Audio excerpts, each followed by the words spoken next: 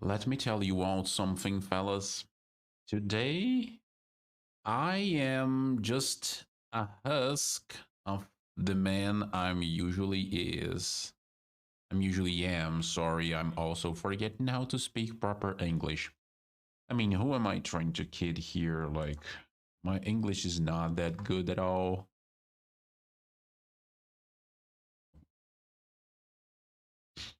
But yeah, let's just say that I guess I have a cold or a flu. I don't know yet. Uh,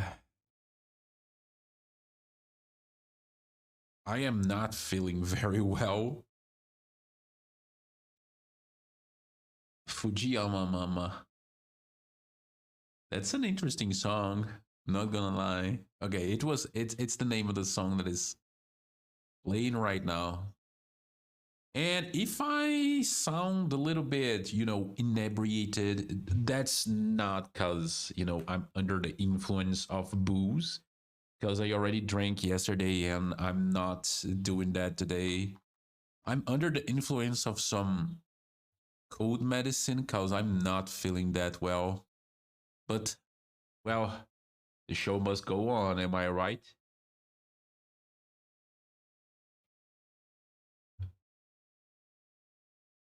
So, hello, everybody. Welcome to the lovely Galaxy Drive In down here in Minnesota. This lovely place that you guys can see in the picture was actually a very nice restaurant. Um, a very old school restaurant, one of those diners, the old school 1950s and 60s diners, where you would order food and eat inside your car with all the, roller skater um, waitresses. But I guess this place is closed, unfortunately. I guess it's closed a few months ago because if I'm not wrong, the most recent Google review for it dates from around 6 or 7 months ago. And the Google status for this particular company shows that it's permanently closed. So, yeah, I guess they went out of business. And unfortunately, they they spent like 5 years before 2020. Apparently, they spent 5 years with the restaurant closed. And right when they managed to open it again, fucking Rona appears and destroys the entire worldwide economy. So yeah, they weren't very lucky.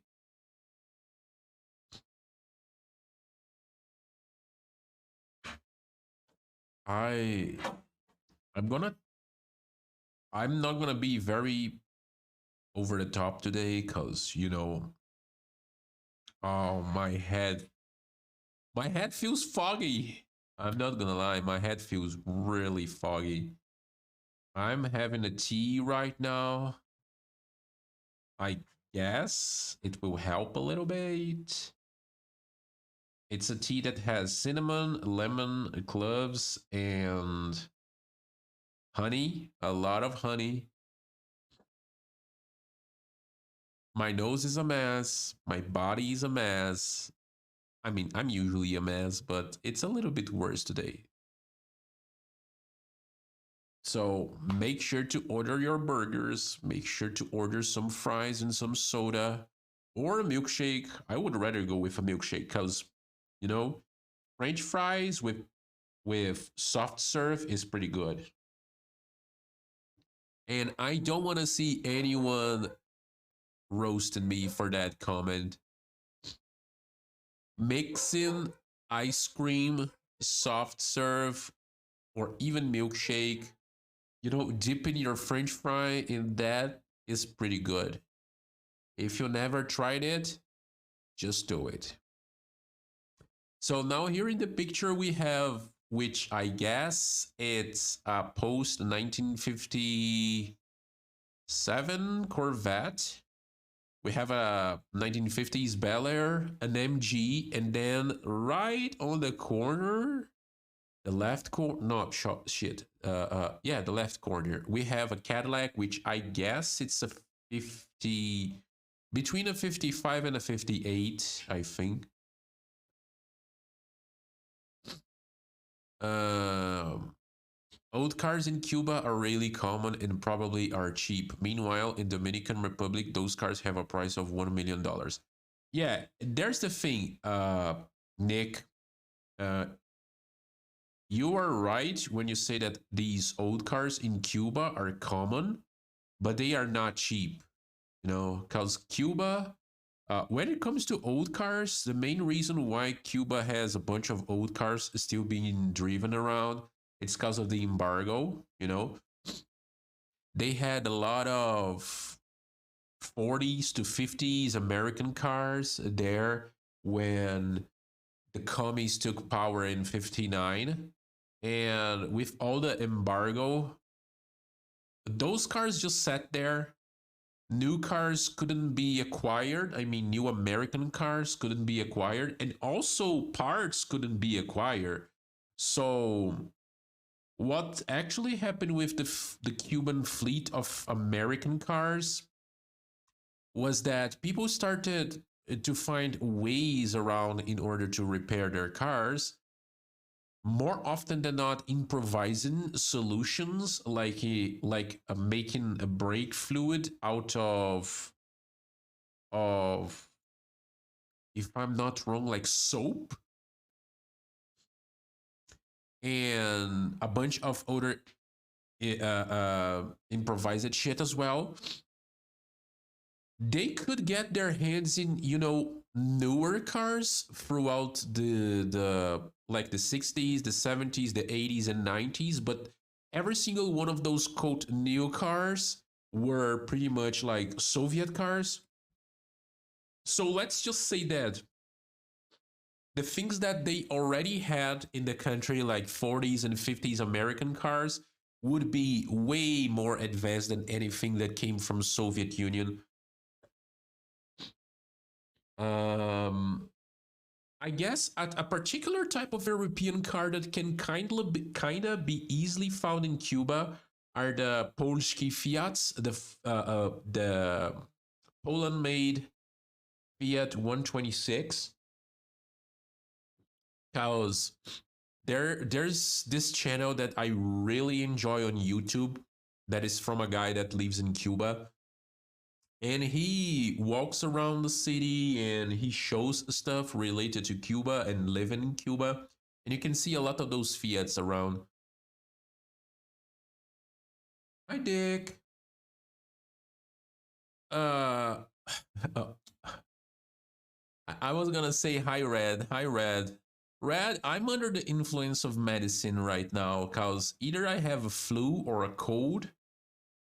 I'm having a tea, but I feel very shitty. Uh, uh, so if I'm a little bit slow to get to today, bear this in mind.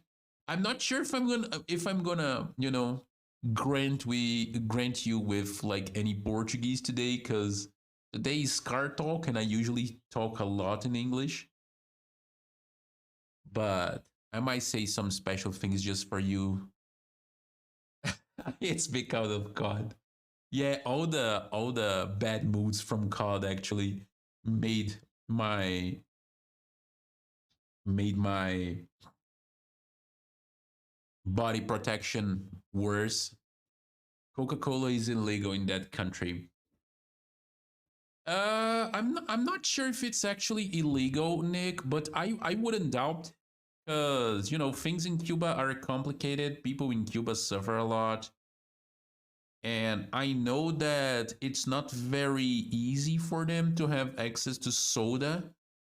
And the only soda that they have access, it's like a Cuban-made brand that is made by a factory that is controlled and run by the government. So it's not easy for them to get their hands on this particular type of soda, and I guess there's only like 2 or 3 flavors, and it's expensive as fuck.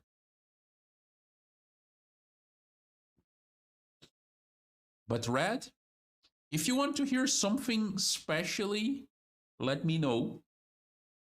I'm not gonna charge you. I mean, at least not now. At least not now, lady. Uh but yeah, going back to the whole Cuba car stuff. The thing is, a lot of these American cars that pretty much ran out of like reposition parts, when they broke down, they got fixed with Soviet parts.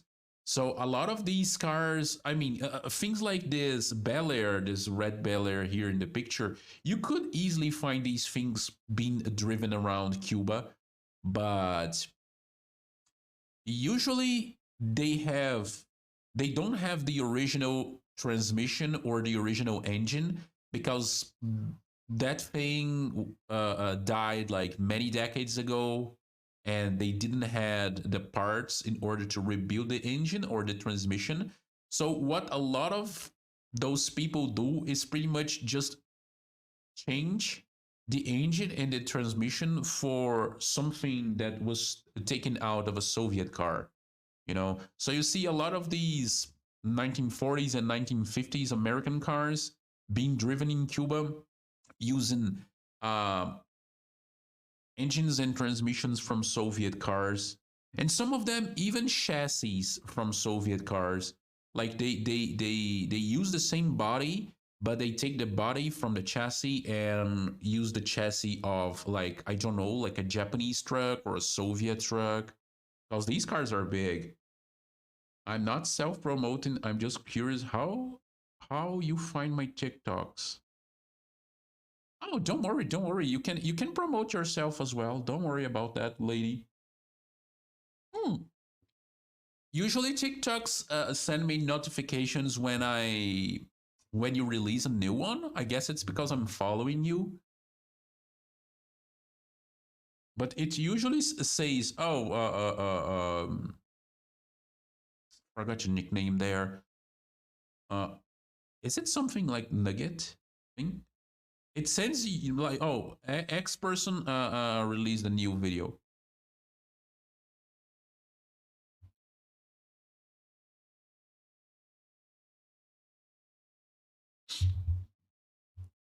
But yeah,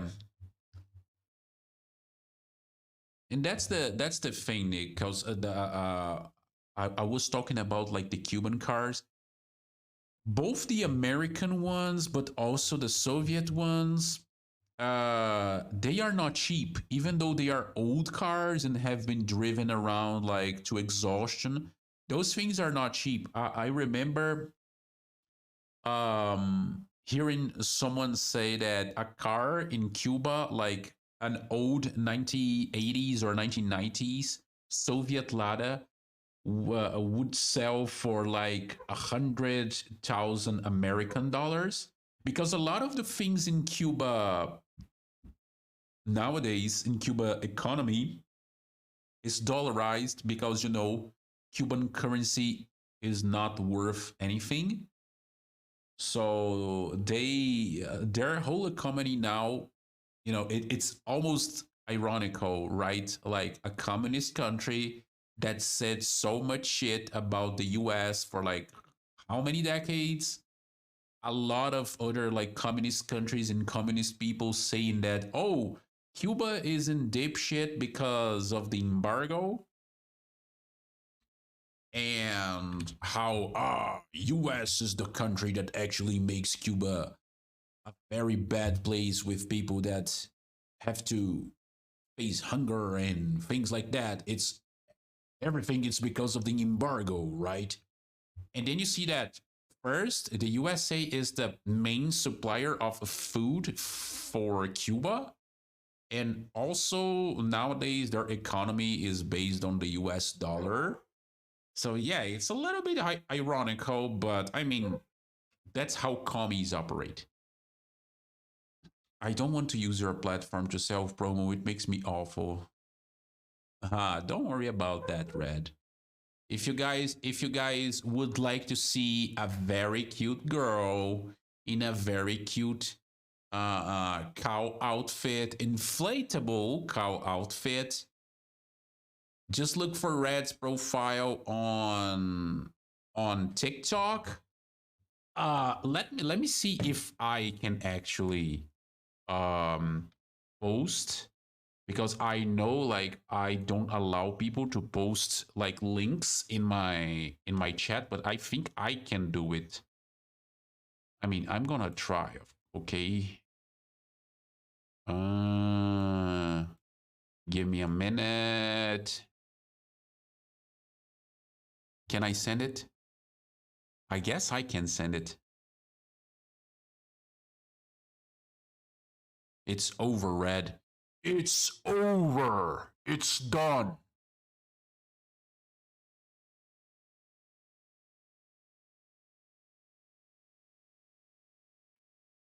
Okay, I'm sorry, guys, but sometimes I won't be able to mute the microphone in a decent time before I sneeze or something like that. Oh man, I feel so bad. I mean, I don't feel that bad. I'm kidding. I'm being a little bit dramatic here. Oh shit. But I don't feel good either.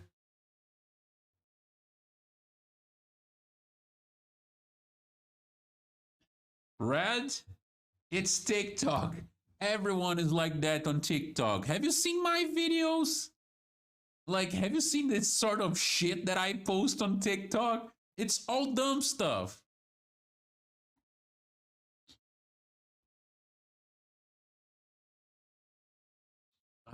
Okay, so today I kind of invited both Jody and Denji to talk to me about cars. I'm not sure if any of those two bastards will join me. Um,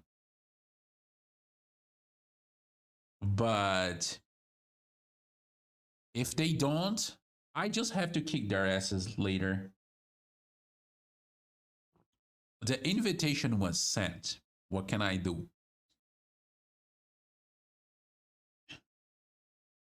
I'm not sure about that, Red. I'm not sure about that. More often than not, I do these videos and I think they are like amazing. And then I post them and I realize, oh, okay, so I find this like a very funny, but I don't think that other people will find that like a very funny. And sometimes that happens, sometimes that happens. Oh shit.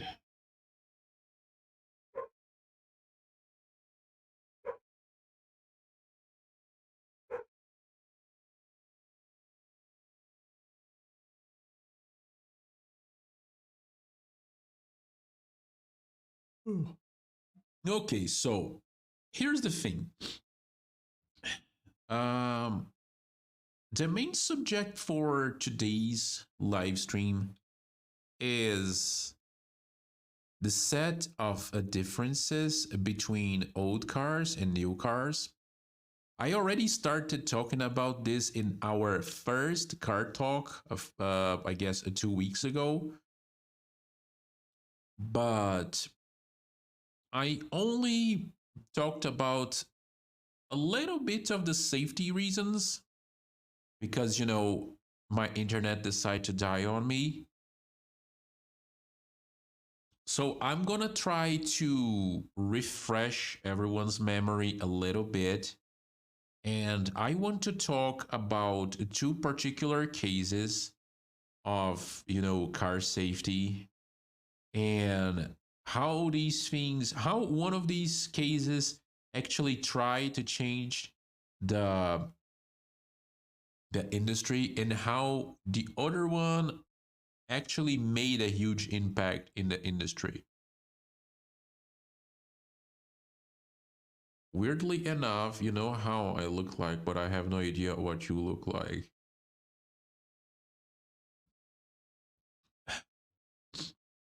Yeah, That's something that happens sometimes, Red.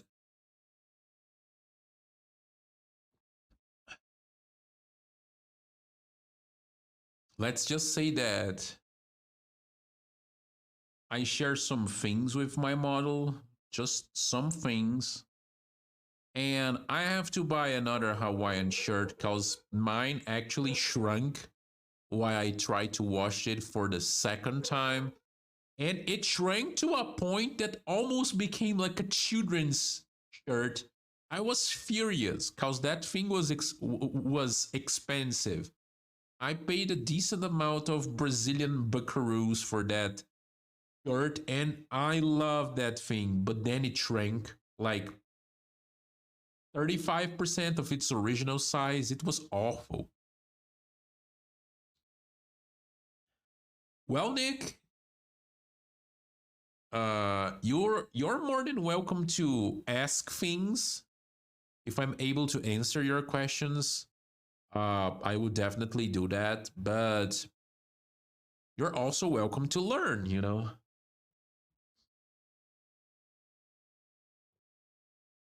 Because when it comes to cars, especially old ones, I've already spent like a lot of time of my life actually reading and watching content related to cars. So I have,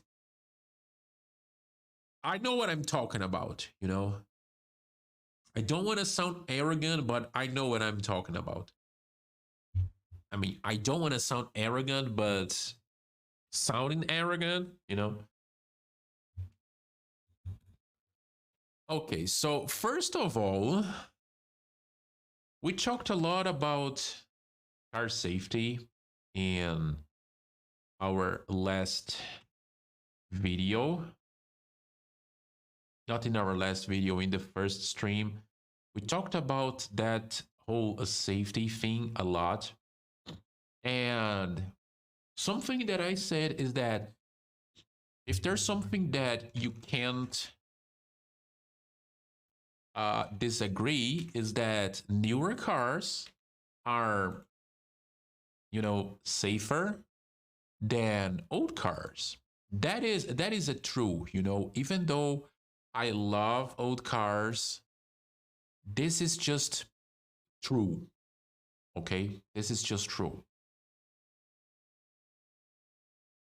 So, let me actually take interior. We already talked about the whole thing where, you know, um, old cars, they are safer when it comes to, you know, not safer, but they are more robust when it comes to very small and slow speed collisions. But in any other circumstance, you would be way safer in a more modern car if compared to an old one.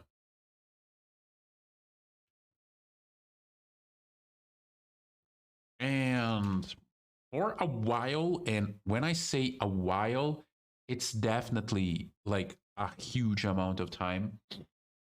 For a while, things like car safety weren't something that car manufacturers would actually be interested about or even care about because frankly the public, the buyers, well, they really didn't care about that thing. So I guess I am safe to say that, give me a minute, I guess I'm safe to say that the first company that actually cared a little bit when it comes to the safety of the passenger was actually Tucker.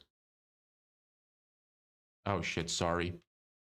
I'm really happy today. I have a day off today and tomorrow. Oh, that's nice. So you have some time to chill, man. To chill and to have a nice time. Now, Tucker was a car manufacturer from the late 1940s. And Preston Tucker, its founder, actually believed that, making, he wanted to do a different car. He wanted to create um, a safer car for the passengers. And he actually came with the first idea for something as like a pre-order of a car. And the big three, the companies from back in the day, Ford, Chevrolet, and Chrysler, the big three looked at Tucker and looked at especially what he was doing when it came to car safety. Some features that his 1948 Tucker Torpedo, yes, that was actually the name of the car. It was a Tucker Torpedo. The three major automotive companies of the day look at what Tucker was trying to create, and they saw that as a huge problem because, they were used to rule the market. And of course, you had small brands here and there, different ones that weren't a part of the big three. You had things like Studebaker, you had Nash, you had DeSoto, but the the the three biggest ones, they look at the Ticker car and thought, okay, this is something dangerous to us because if this thing actually works, if his car is actually a success, we will have to spend hundreds of millions of dollars in research and development of new technologies when it came to car safety. Because you guys, I'm not sure if you guys were here for our last stream, but safety belts weren't a thing back then. You know, safety belts weren't a thing back then. It wasn't common. And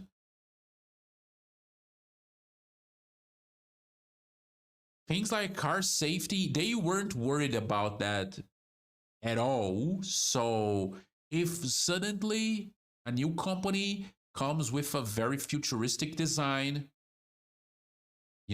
outside design for the car, a very good looking car, and with some very nice features when it came to the driver's safety and the passenger safety, that could be a huge problem to these three biggest companies. They would have to spend a lot of money developing new technology just to make sure that their cars would be on par with anything that Tucker would be selling. And a bunch of people said that they did whatever they could in order to sabotage his business. A lot of people actually think that they actively went after Tucker in order to sabotage his business. So there's a wonderful thing right here. Just give me a minute. I want to show this to you guys. Give me a minute.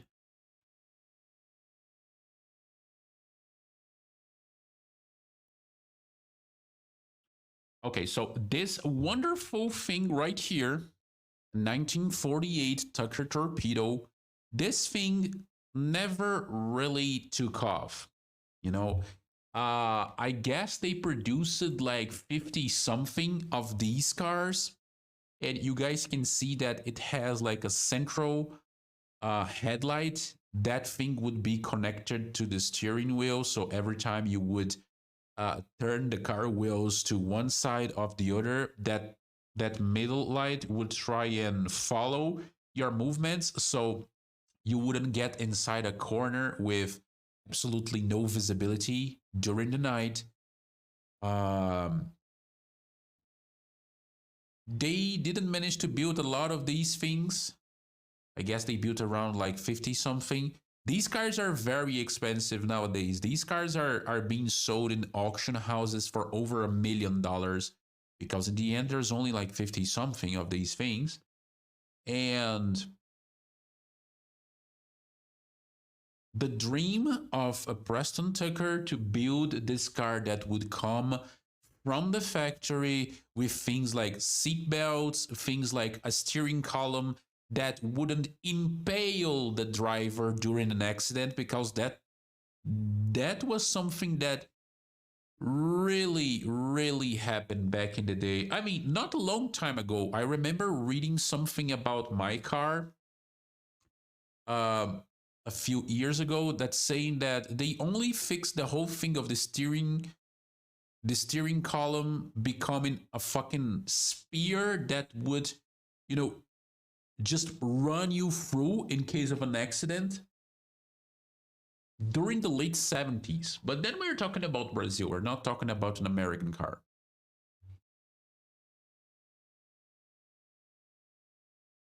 The thing is, let me show you guys how interesting the interior of the Tucker 48 looks like.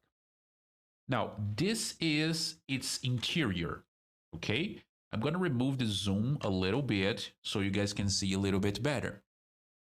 So as you guys can see, there is not a lot here. It has a huge amount of space, of course, but then you have a very minimalist dashboard with small components, and everything is centered towards the driver. You know, the whole front seat, you could, you know, sit two more people apart from the driver, or maybe even three people if we're talking about small people. There's nothing in front of them. So in case of a collision, there's nothing to actually be thrown in the face of everyone that is sitting on the front of the car. And now let me actually show you guys what a similar 1948 model for a Ford and a Chevrolet would look like. This is the Chevrolet one, okay? Now, compare these two things. Compare this with this. Not only the Chevrolet looks way older, you know, the Tucker looks way more modern. The Tucker looks like the interior of like an European 1950s car. I mean, not a lot because the huge gap in the dashboard, but it looks way more modern than this 1948 Chevrolet.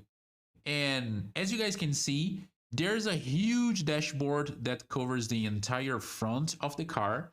So it doesn't matter if you were the driver or the passenger.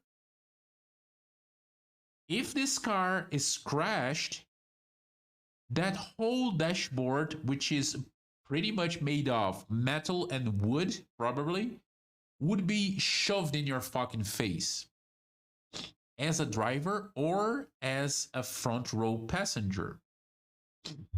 And as you guys can see here, this is the panel of a Ford, a 1948 Ford. And it's the same thing. I guess the Ford looks even worse. I mean, it doesn't look worse, okay? It looks very pretty. It has all these Art Deco and streamline influences. And I'm sitting here now talking about car design to everyone. But it looks pretty good, but it looks very hard. It would be something that it would hurt a lot if it hit you right in the middle of the face in case of an accident. And then you compare it again with the interior of the Tucker, and there's absolutely nothing to hit you in the face. Also, the whole steering column thing. In the Tucker, you would be impaled by the steering column in the case of an accident. In a Chevrolet or in a Ford, you would definitely feel this huge, like, metal pipe just impaling you. So in the end of the day, Tucker couldn't achieve his dream. He couldn't release these cars the way he wanted to do because his business got sabotaged. And the American market of cars wouldn't see anything else like any major thing related to car safety until I think the mid 1970s, which is the next thing that we're gonna talk about. Let me go back to my scene right here to our lovely Galaxy Drive-In. Which interior did you like the most, Red? The Ford, the Chevy, or the Tucker? I guess it's not the Tucker, because that's the one that looks more empty.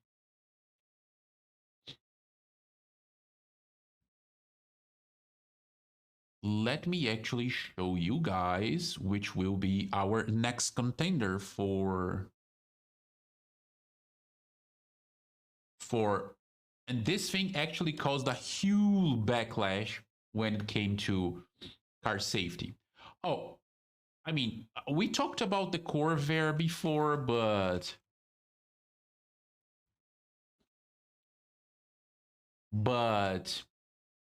I guess it would be a good thing to actually talk a little bit about that as well.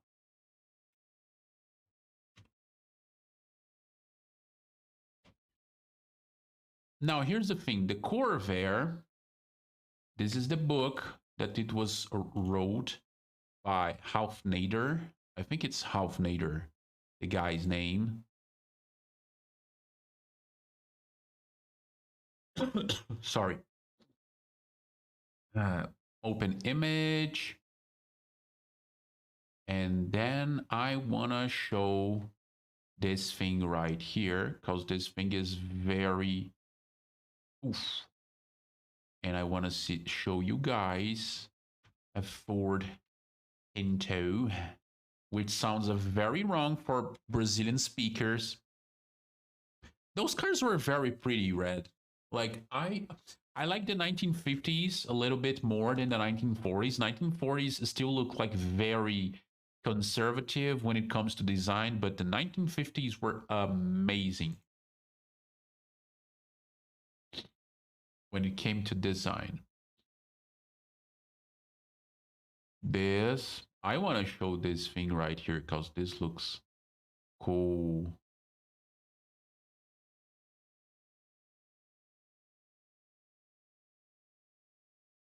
All right. I do like a Mustang. I like Mustangs a lot as well. My favorite one is the Boss 308 from, I guess, 1968. Let me actually show you guys a picture of that thing. It's gorgeous. 1968 GT 500. Yeah. Speed and power. Speed and power. This one with this like color. I fucking love this thing. Oh, this car is sexy. Let me show you guys. Now, this thing right here, look at this gorgeous, look at this magnificent beast. Ah, I fucking love the design on that thing. I still prefer the one with the dual front headlights, the extra headlights, but the dual like round ones instead of square ones like this thing right here. But this one looks amazing. Yeah, the Challenger is pretty nice. Like a lot of people love to talk about, oh, the Charger, because the Charger was in a lot of like different movies, you know. It's the car of Don Toretto in the Fast and Furious franchise. It was in Bullets, Steve McQueen's Bullet. It was the car of the bad guys. It's the car of the boys in Dukes of Hazzard. I like the Charger. You know, It's the car driven by a secondary character in Christine, but the Challenger looks way cooler than the Charger, at least in my opinion. Now, the second, I guess the first actually problem when it came to American cars and safety actually happened in the 60s, not in the 50s, with the Corvair.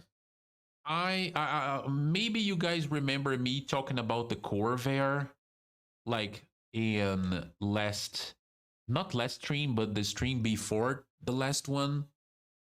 The Corvair was supposed to be a cheap and popular car for from GM. It had a rear engine and also a rear wheel drive. This thing was very unorthodox when it came to the overall positions of components in the car, especially for American cars. And the problem is, the car itself wasn't the problem. You know, this thing here was aimed by, uh, it was aimed to be the second car of a family. Usually it would be either a station wagon or a smaller car, not a full size one. So the Corvair was created to attend to that particular part of the market, of the American car market. And the car itself wasn't the problem, but the problem is they got a bunch of very bad tires from one of those huge like tire manufacturers, if I'm not wrong. And those tires had a serious problem that would cause a lot of um, risk for the car to just flip over. You know, the car would lose traction and then it would flip over because of the tires, but also because of how the car was built. You know, the suspension, the where all the components were placed.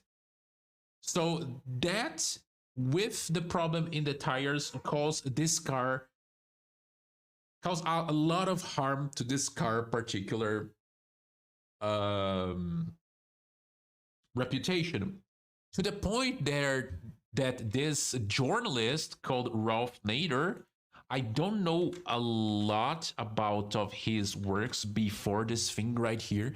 He wrote this particular book about the problem that the Corvair had and how American cars had a huge amount of things that would jeopardize their safety, and how the industry should deal with those problems, and how Americans were very vulnerable inside their own cars. This book generated a lot of, not controversy, but a lot of attention to the car industry back in the late 19, either 1950s or 60s. Now I okay, where when is the Corvair from? Chevrolet Corvair. I guess it's from the late 50s, right? Oh, it was produced between 1960 and 1969. Yes, so early 60s. So this attracted some attention to this whole car safety thing in America. But what really brought a lot of attention to the table was this thing right here. The Ford Pinto. The Ford Pinto. Wait a minute.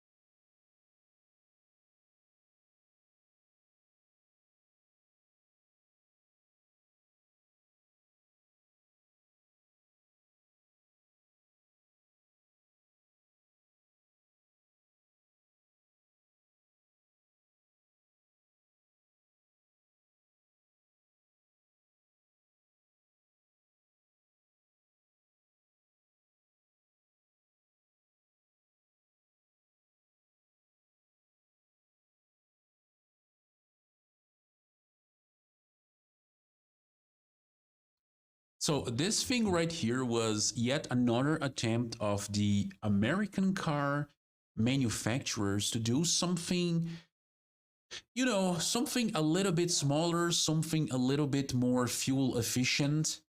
And the Pinto actually became popular because it got released during one of those periods in the 1970s that people were having to go through these gas shortages caused by the oil crisis, and the American car manufacturers realized that small and fuel efficient cars had a lot of potential. A lot of people were very interested in buying those cars because at that particular point, American car manufacturers didn't have a lot of options when it came to small and fuel efficient vehicles. And they were losing a lot of market for European brands, but also to Japanese brands. And they decided to go with these things: Ford with the Pinto and Chevrolet with the Vega. Now, the Pinto had a problem because its fuel tank sat behind, sat in the rear part of the car, and that it's not a problem. A lot of cars actually use this particular configuration.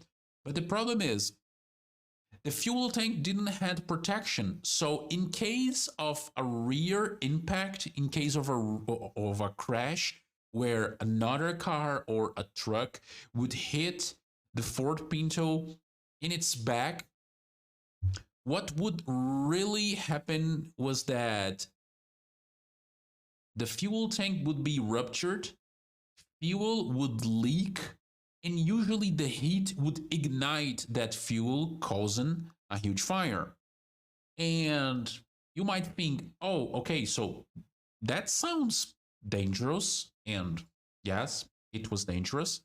But the worst part of it was that you didn't even had to go through like a crash where the other car would be very fast in order for it to happen.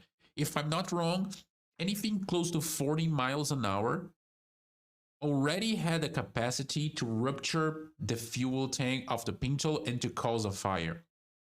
So I want to show you guys this video right here, which is a very, famous video from back in the day of one of those crash tests where the Pinto actually got hit by a Chevrolet at very low speeds, and yet the car managed to catch fire. So here is it. Let me play it to you guys.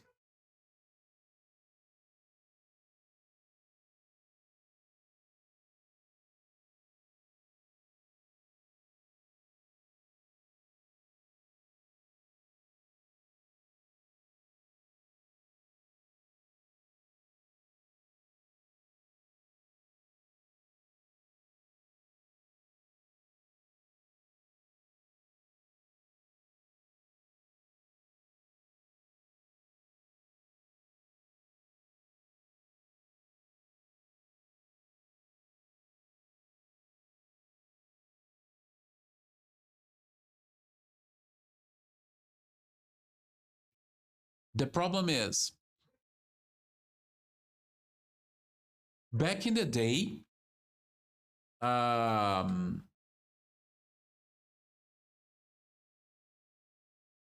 lot of people died because of this. There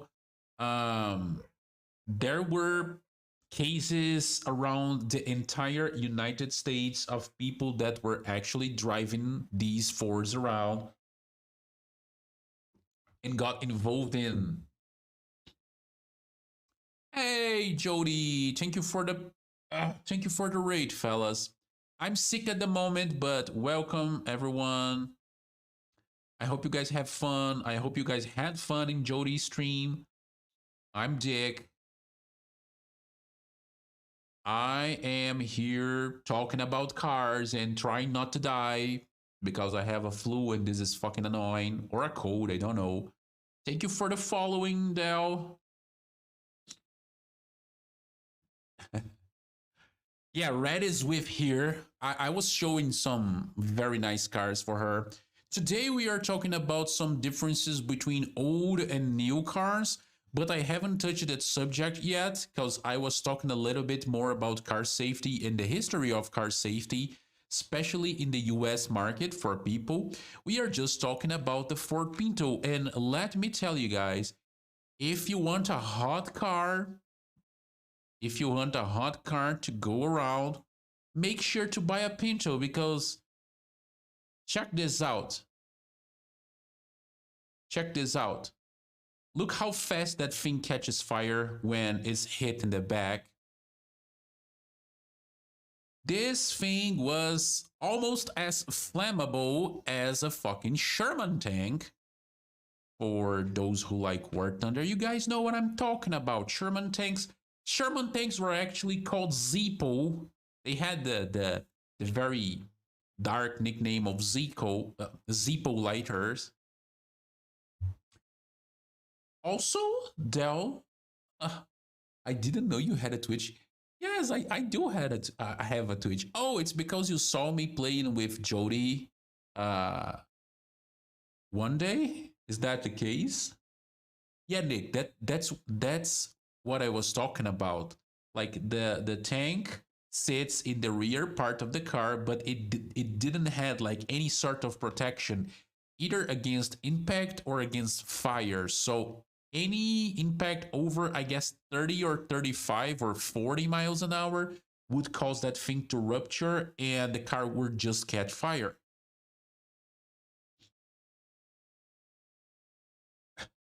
Wait, what do you mean by HS? Red. Oh, I would love some stew, I'm not gonna lie. Stew is good, especially if it's beef stew. I love beef stew. I love some meat. Oh, high school. Oh, yeah, don't worry, Red. I mean, it's my fault for not being very familiar with all the acronyms. So what ended up happening is that a lot of people died in these fires.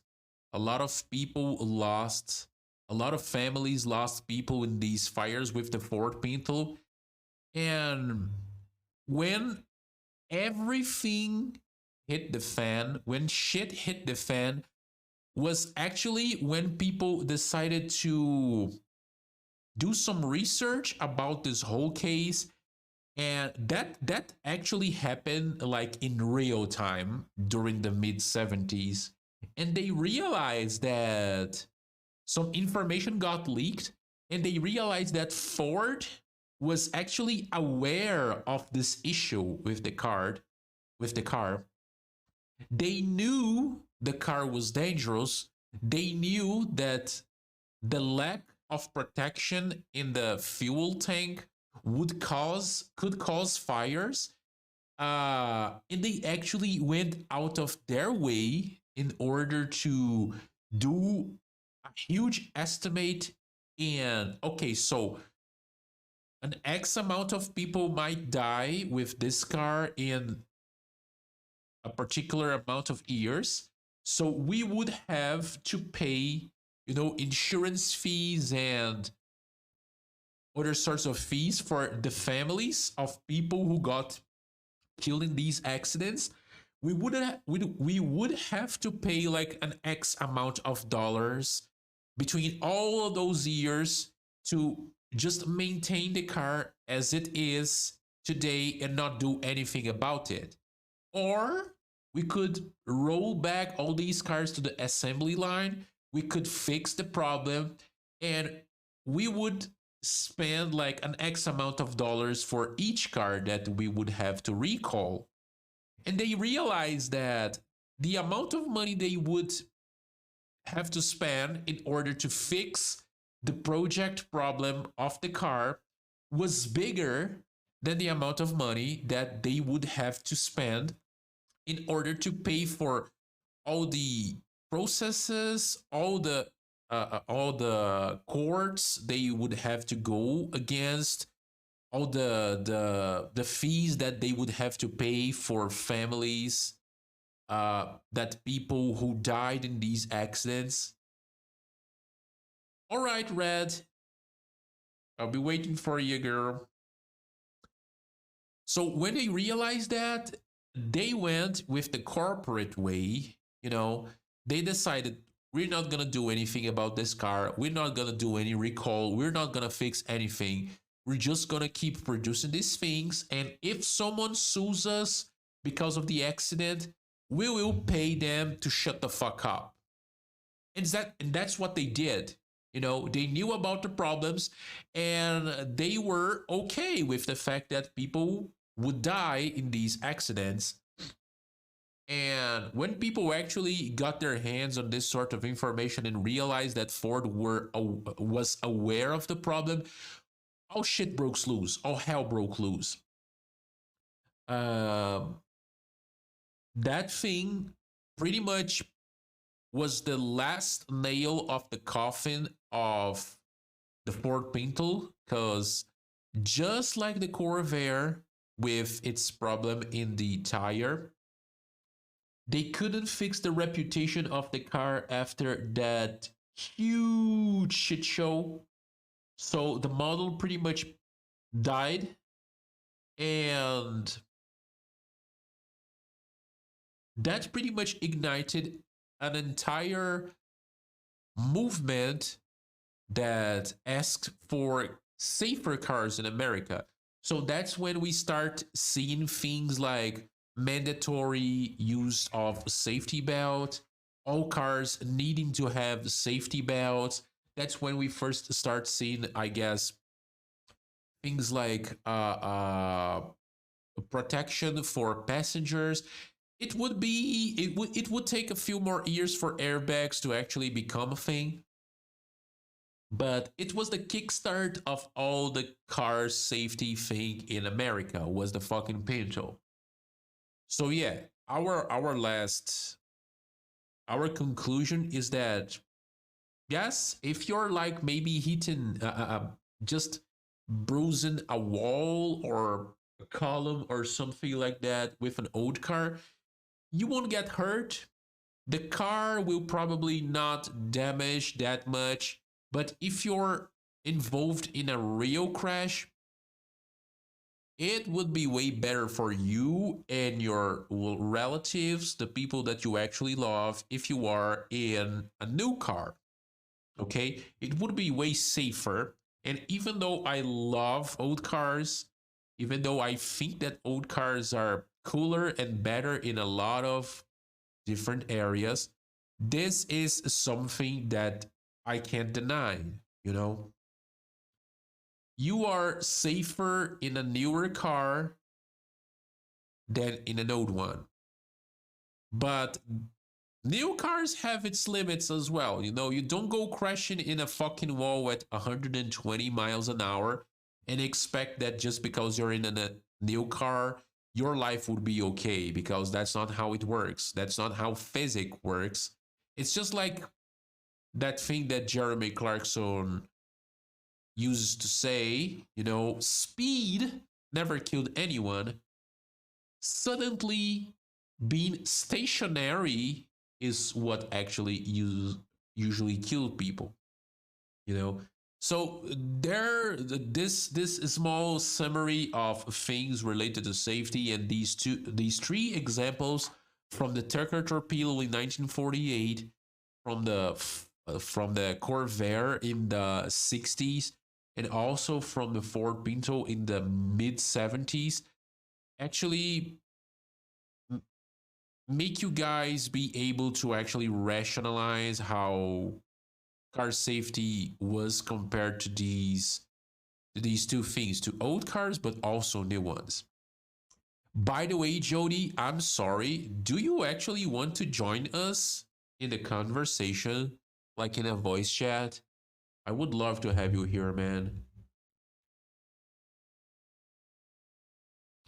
And fellas, I'm gonna take a very ad break and a quick trip to the kitchen because I have to get some water. As a responsible adult is a hydrated one. So I'm gonna be right back. Let me know if you would like to join us, Jody.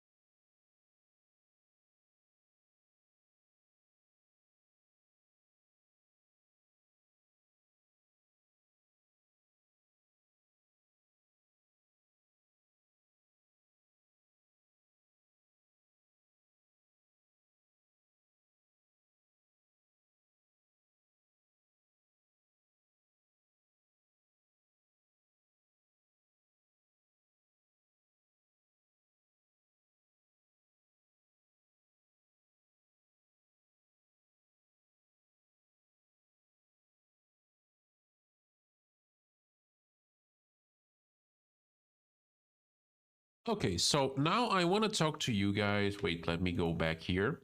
I want to talk to you guys about looks, because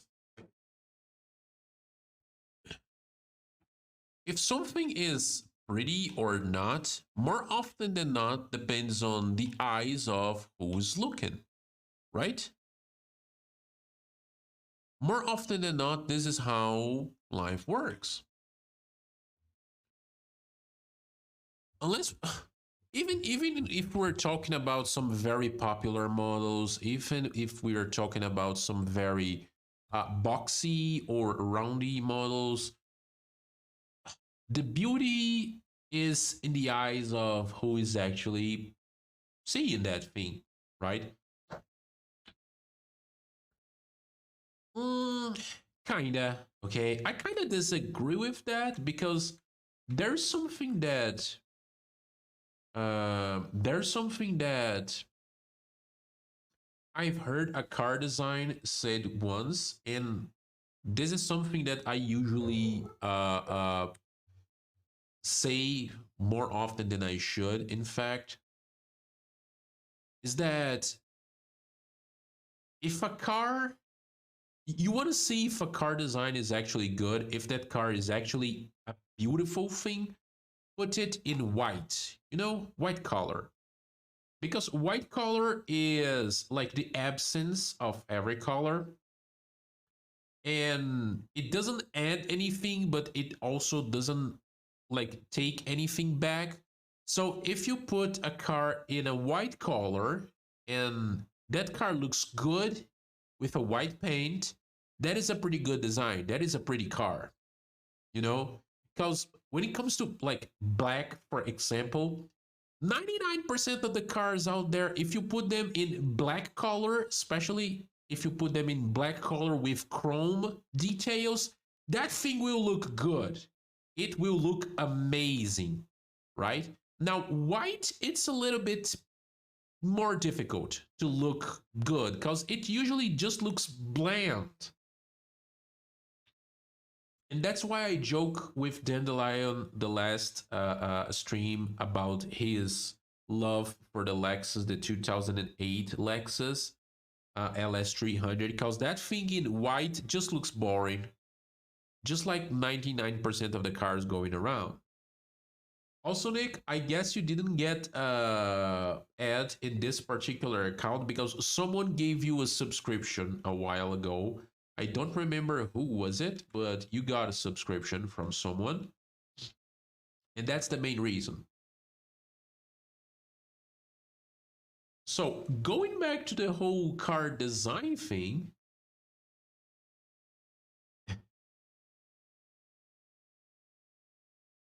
it ain't classic if it's all plastic. Well, that's a very good quote as well, sir. Sir or ma'am, I'm sorry. A Trisk. Yeah, that's I mean, it's one of the things that I follow. Also, thank you very much for your following. We do these car talk streams usually every fuck. Which day is today? Friday. Yeah, we usually do those things every Friday. I was talking a little bit a while about safety. Last week we actually talked about EVs and why EVs kind of suck sometimes. I actually posted. I'm actually gonna post that particular live stream on YouTube. I'm just waiting for it to finish um like processing the video because that takes a while, you know. But you could also follow me on YouTube with this particular link so you could watch that stream talking shit about EVs as well.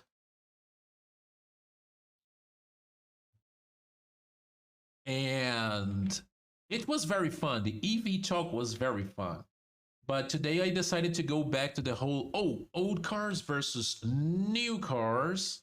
And we talked a little bit about the safety. We talked a little bit about how, you know, Preston Tucker with the Tucker torpedo pretty much kickstarted the whole safety thing in cars in America in the late 1940s.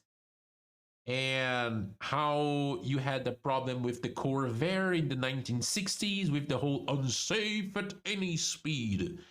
And then you have the Ford Pinto in the mid 70s with the explosive Ford Pinto. So we were talking a little about that. I was given these examples and how these things actually influenced. Was the Pinto the one that exploded? Yes, this one, sir. This one. The whole fact that Ford didn't care. They knew about the problem, but they didn't care about it because they knew it would be cheaper to, just pay all the sue that they would receive from victims, from families victims, than just roll the cars back to the assembly line and fix the problem. And how that pretty much was the beginning of car safety in America. Yo, Nero, welcome. I still feel a little bit bad. I guess that I kind of have either a flu or a cold at the moment, but I need something to distract myself as well from this whole thing, Nero. So yeah, I decided to try my luck. The fact that I wasn't alive during that time. I wasn't alive during that time as well, but I'm very curious. So I really go out of my way to try and understand these things, and I'm fascinated about the past, as you can see here. The whole aesthetic of this live is old shit. But yeah, so I was just saying that I don't know exactly who said that, but there's this car design that once said that if you want to know if a car is pretty, paint it in white, because white is a color that usually make vehicles very bland. So paint that thing in white. If it still looks good, it's because it's a good design. And As you guys can see, there's this 1950 something Corvette here in white, and this thing looks good. This thing looks good. So even though if you find something pretty or not, more often than not, depends on who is actually looking at what. So there are some subjectivity to that. Just like I like popular European cars. So if I see a Fiat 126, I think that thing is cute. I think it's a pretty car, even though it's a popular model. Let me actually show you guys. I'm not sure how familiar you guys are with European cars, but look how cute this thing is. Like, it's adorable. Is it a good car? Probably not, especially if compared to American cars, but this thing is just pretty. Like, let me. I am not familiar enough with Euro, but I know enough. Now, let me show you guys this. Look at this cute thing. Look at this. You have a rear engine with less than 50 horsepower, but this car weighs like what, 600 kilos? That would be 1,000 pounds, 1,100 pounds, something like this. It's very Italian. You see, like, you look at this thing and you can't say that this thing is not cute because it's adorable. It was the Fiat that looks like a Lada that I know of too. Oh, actually, it was the 124, the one you're talking about. Like, not this one. This one. This one right here. So sometimes it bugs a little bit. I guess it's because I'm like this. Oh, sorry for the change of like expressions. Sometimes I press the buttons and it change. This thing right here, Fiat actually sold its project to the Soviet Union, and the Soviet Union started producing these things under the Lada badge. They got, quote, upgraded, or should I say, like, cosmetically upgraded throughout the years, and they end up having a different design. The last one, like the most, let's say the most modern ones, were these things like here. Fuck, I wrote it wrong. I mean, it's the quintessential like a Soviet automobile. No, this thing right here. It's pretty much the same car. It's pretty much the same car, just with a different body on top of it. Wait, Nero, you mean the Maluk? Maluk? I don't know how to pronounce that. I was thinking that the car weight could be probably. No, no, Nick. Usually nowadays, it's very common for cars to actually. It's very rare for cars to actually be under a ton. They are usually over a ton because of all the safety regulations and things they have. Um,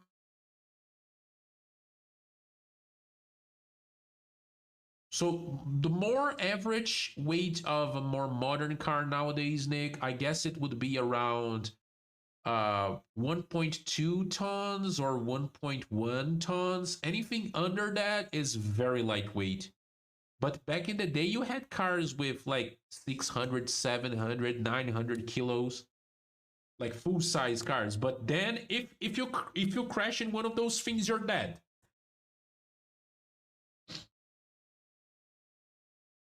There's one car that's really strange with a rotary. Oh, maybe you're talking about the. Oh, it's a German brand. Was it NSU? German rotary car. I guess it's an NSU. Yeah, it's an NSU, probably this one. I don't think this thing looks good. It has some weird looks to it. Yeah, this thing had a rotary engine, or like some people like to say it, a Wankel engine. It looks a little bit like a Citroen, but with some more uh like more conservative lines. Because Citroen was pretty crazy back then. I mean, they still are, but back then, I saw a Malak with a 2.8. Jesus Christ, that's not even a pocket rocket, Nero. That's a pocket ballistic missile. It's a pocket ICBM. Like you can go to fucking to the fucking stratosphere with that thing. With their pneumatic suspension. Oh, yes. I actually want to do either a YouTube video. I actually have a YouTube video on my YouTube at Trisk. Uh, there's only a single video of it yet, but I'm planning to do some more around like famous cars. I have an episode on the Ford Tudor that was used by Bonnie and Clyde, but I also want to make an episode on the Citroën DS, the one that pretty much saved the life of the car that saved the life of Charles de Gaulle, the president of France.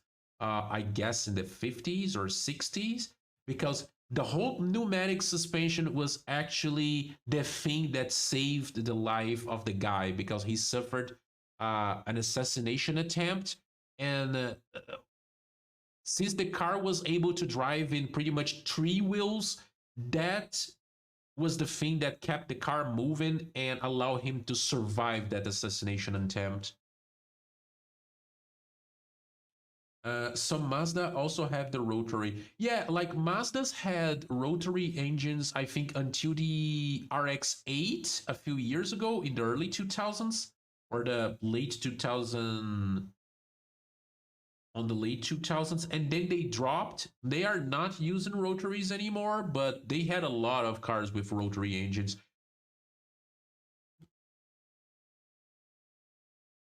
Yeah, so if you would be interested at risk, watch the Bonnie and Clyde video on the Tudor because it's a pretty nice video. I covered their history, the car, their guns, because I'm also a gun enthusiast, and I guess I'm gonna be starting a second episode soon. I'm still thinking if I'm gonna do a video about Al Capone's V16 Cadillac or the Charles de Gaulle Citroën DS. I'm still thinking about it, but I have to start making a script for that thing like soon. Let me change screens right here. So let me go back here. Now, I guess if I would ask for you guys here in the chat,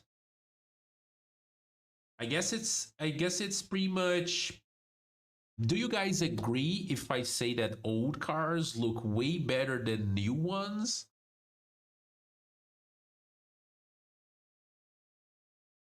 Because I certainly believe in that affirmation.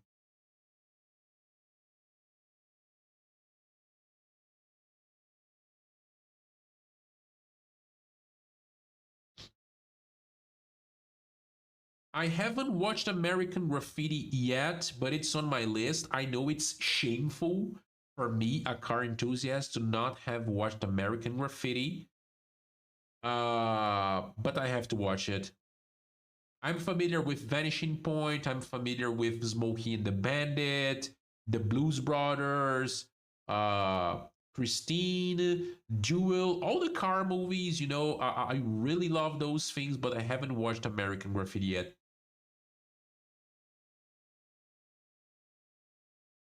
Yeah, I was just talking a little bit earlier how everyone drools over the Charger, but the Challenger looks so much cooler. Is such a way cooler car than the Charger, at least in my opinion.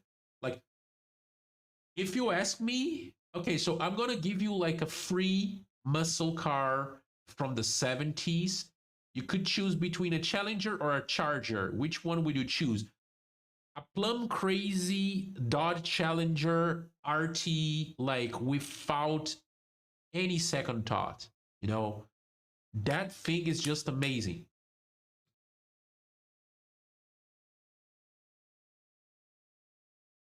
The 70s Coronet and Super B, they had a wide variety of these models when it came to design back then.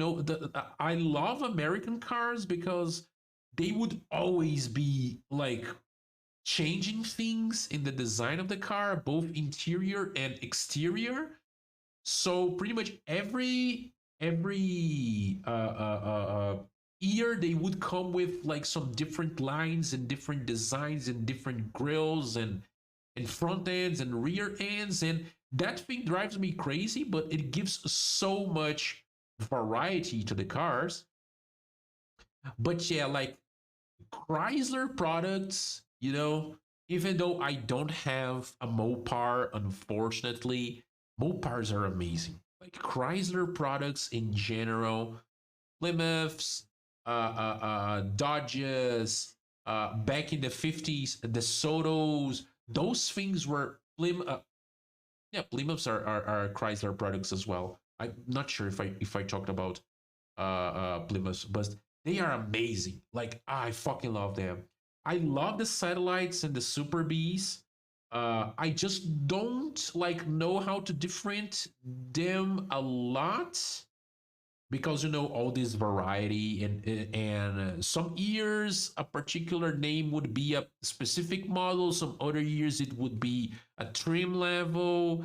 It's like, at least for me, it's a little bit difficult to not differentiate but identify those different things.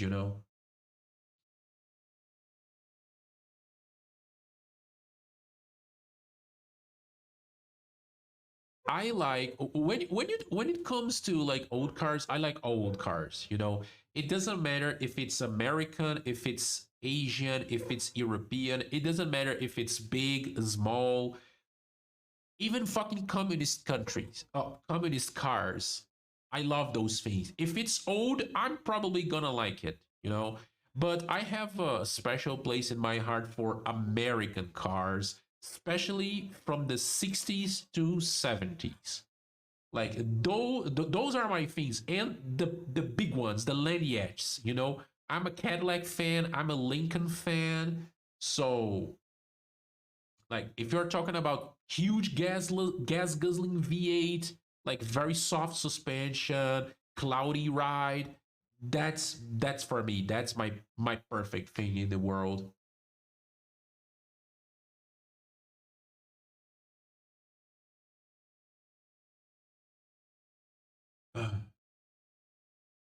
I get so excited when talking about like old cars. You guys have no idea. Oh, you mean the bow tail? The one with the bow tail end?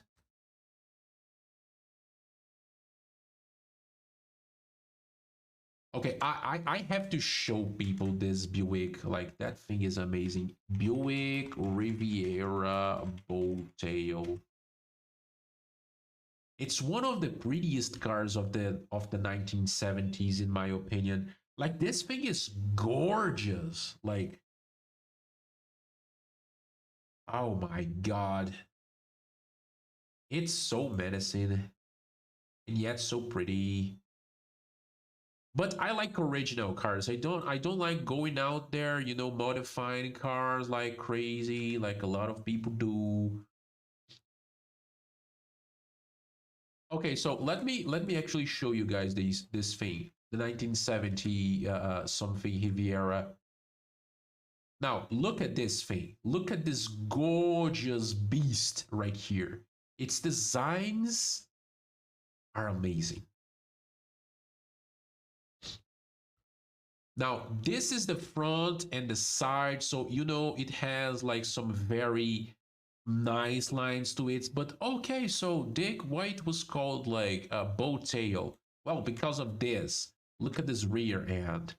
Like, it has some amazing lines. You know, it almost looks like the curves of the body of a beautiful woman.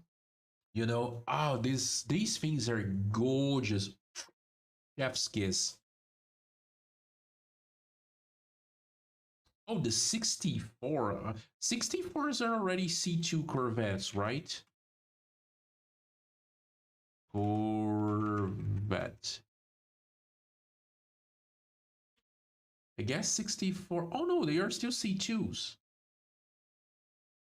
Yeah, the 62. Oh, fuck. The 62, 63 Corvette. I like these things as well.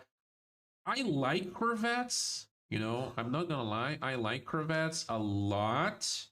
But there are cars out there that I really like little more than Corvettes. Oh, 73, I guess it would be a C3. It's very different. But I love these things. And this is the thing, you know? And it goes back to the whole point that I was talking about. Like, when it comes to beauty, of course, it can be subjective, at least to a point. But then I don't know if you guys actually realize, or if you guys actually paid attention to this, but every time that you see one of those advertisements for like fashion brands, it doesn't matter if it's an advertisement for clothing or if it's an advertisement for lingerie or perfume. It doesn't matter. Every time that they're gonna do an advertisement for a fashion product with those like very beautiful models, and they are going to use a car, guess what? They never use new cars because new cars look boring. Because like the whole majority of new cars don't have like anything special to them. Like they don't have any sort of design cue that is like very different, very interesting. All of them look the same. All of them look boring. You know, when it comes to colors, like in developed countries, at least you guys have a little bit more choice when it comes to colors. But if we're talking about a third world country like where I live, because at risk, I'm actually from Brazil, so we're talking about the third world country here. In our car market, there's absolutely almost no choice when it comes to car colors. You want to buy a new car, that new car is going to cost you like 20, 30,000 US dollars. You go check the colors available. It's like two tones of white, two tones of gray, black, and sometimes you get lucky and the model that you choose, you have the option to select red. But that's it. It's very let me actually show you guys some pictures of like Brazilian cities in different like decades so you guys can see the difference in colors.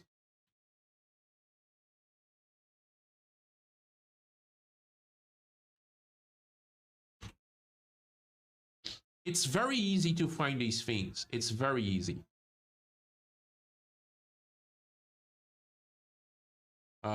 Let me open this. Let me open this. Oh, this is a very good one. Oh, they have that. Oh, it's the. Sorry for changing the expression again. It's the SP1 and the SP2 at risk, which was, it was an attempt from Volkswagen to do a sports car back in the 1970s. But Brazil went through a military dictatorship from the 70s to the from the mid 60s to mid 80s. So in the 70s, they approved a law that wouldn't allow Brazilians to import cars or import parts. So a lot of companies here, when they wanted to do anything new, they would have to do with the materials that they already had. So Volkswagen had this amazing idea of creating a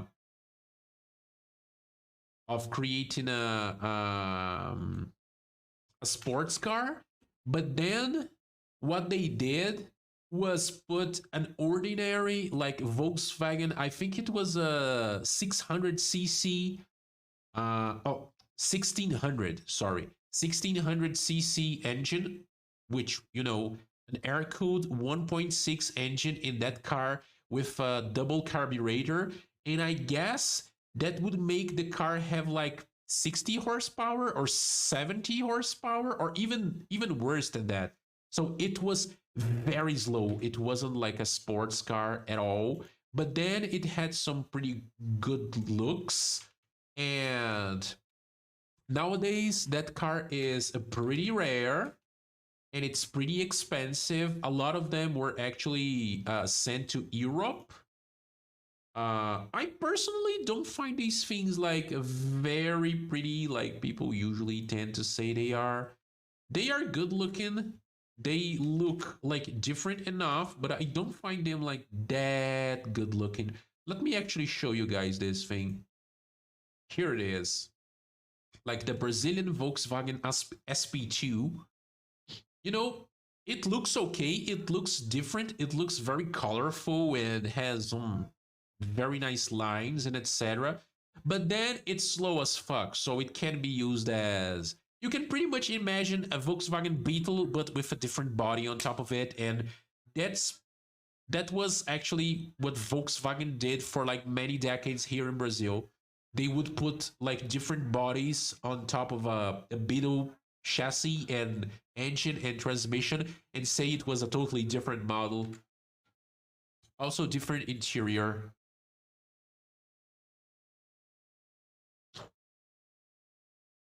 Now, let me actually show you guys how the Brazilian traffic used to look like, sorry, and how it looks like right now. Like, it's so boring. Now look at this.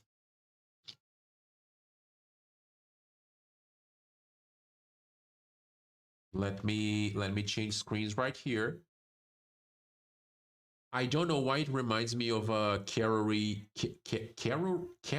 seed. Caraway seed. What is that? Is that a car? Oh, I guess it's a car. Wait, is it a car? Oh no, it's a okay, it's a caraway seed is a seed. No, it's because apparently there's actually a brand of cars named. Oh no, it's a car dealership here in Brazil. What the fuck? Like it doesn't have any. Okay, but now I know what you're talking about. It's a particular type of spice. Yeah, it kind of looks like one. It has that teardrop shape, you know, that a lot of these more like cars had. All right, so let me show you guys this. Now, this is a picture of a Rio de Janeiro beach, the parking lot in the 70s. Look how colorful this thing is. This thing right here is either in the 70s or the 80s. So you have a bunch of different Beetles, a lot of Beetles, because Brazilians bought Beetles like hot fucking cake. So you had white ones, you had green ones, you had yellow ones, red ones. You have some different car models here as well. More Beetles than anything, but very colorful, right? And then you look at this picture right here, which has some a wide variety of models. You have Beetles, you have things like Ford Mavericks here. You have this thing right here, which I mean, you guys are not able to see my cursor, right? Let me actually change. I I know where is it. Give me a minute. Uh, is this one? Properties, capture cursor. Okay. Are you guys able to see my cursor right now? I don't know. Are you guys able to see my cursor right now? Okay, so this thing right here, it's a Chevrolet Opala. It's actually one of the cars that I have because I haven't shown you Trisk because you arrived not a long time ago. But let me move a little bit here. These two things right here are my cars. These ones that just pop on the screen right now. You see colorful ones. I have a brown one, a brown Chevrolet, and a green Fiat. But you know, colorful cars. Both of them are from the 80s. Oh, that's the thing, Atrisk. You kind of see the similarities. It's not an Opel, it's a Chevrolet, but it's called Opala because it was actually made using the body of the Opel Record D, if I'm not wrong, either the D or C, but I think it's the D model from the 70s. So they pretty much got a body from an Opel Record that was sold in Germany, uh, put an American engine and transmission and call it a day and call it a new car. And they sold that in Brazil from 1968 to 1992. So the body is pretty much an Opel Record. Now let's go back to that previous screen. So you have a wide variety of cars right here. This thing right here is another Chevrolet. It's a Chevette that would also be sold in America, but didn't like made a lot of success. But then you see, like green cars, red, not red, sorry, red Beetles, yellow Beetles that would be taxis, blue ones, white ones, beige ones, black ones. You would have a wide variety, you know, shapes, colors, everything. Now, let me show you guys something. Now, this is the Brazilian traffic now. Look at how pathetic this is. Look how bland, how boring this thing is. You have like pretty much black, white, and silver. And you have one or two cars here and there that are like red, and that's it. You see, there's another picture right here that actually shows that pretty well as well. You see, you have a single red car in the picture. All of the other ones are either silver or black. Right? So here's the thing, like a lot of people, even though, you know, how good something looks can be somewhat subjective.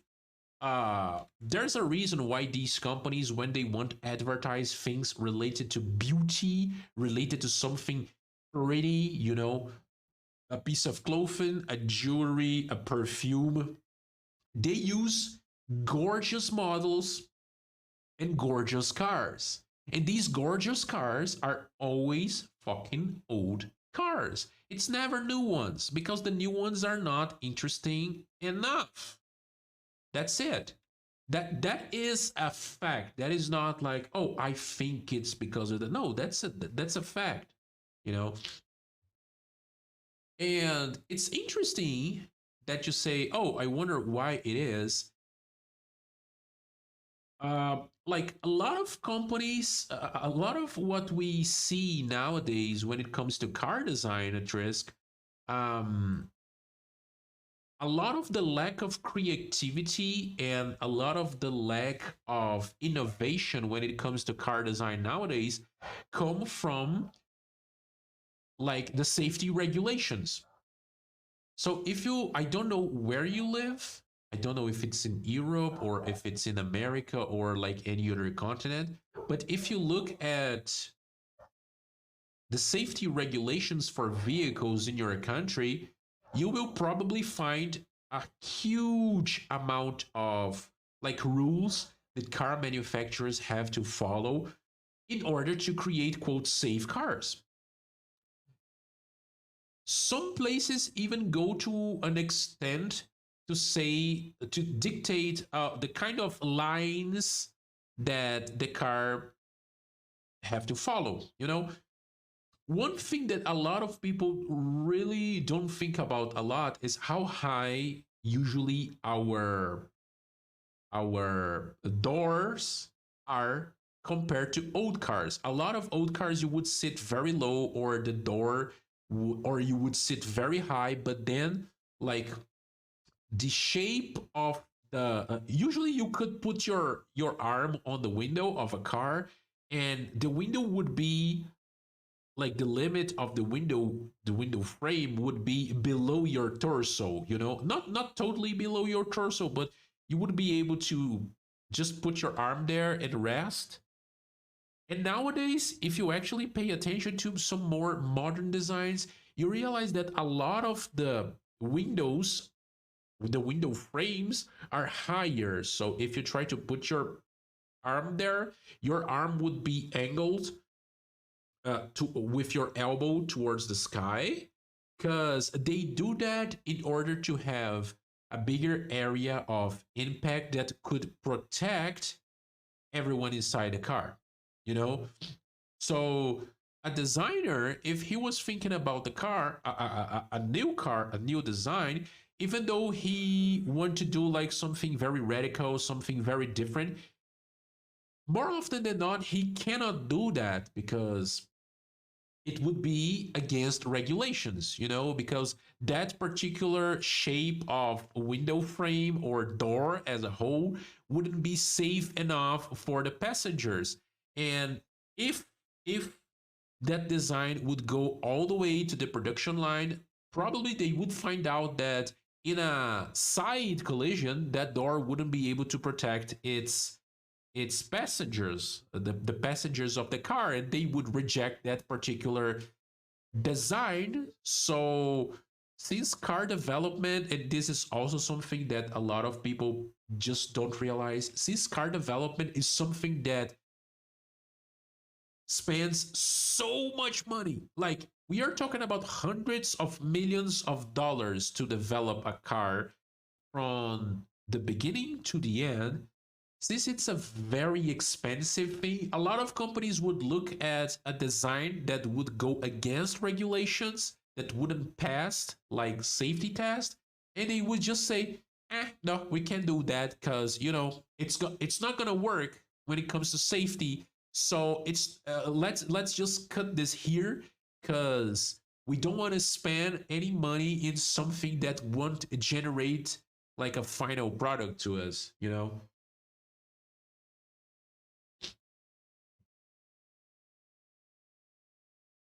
I mean, frankly, it's not hard to look better than the PT Cruiser because that thing looks horrendous.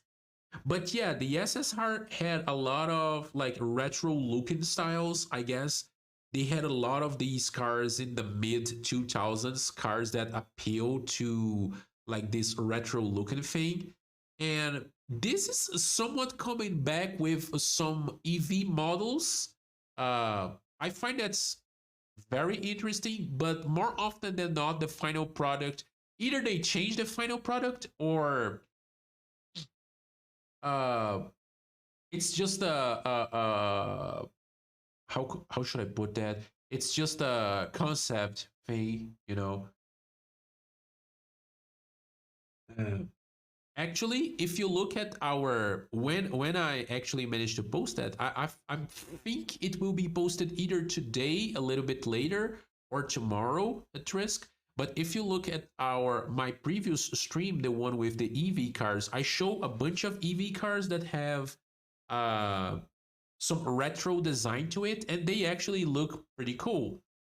I guess those are good ideas, but a lot of those are also like prototypes that will never see the light of day. And if they do, they will have the final like design change it so much that it won't resemble like anything new, anything old.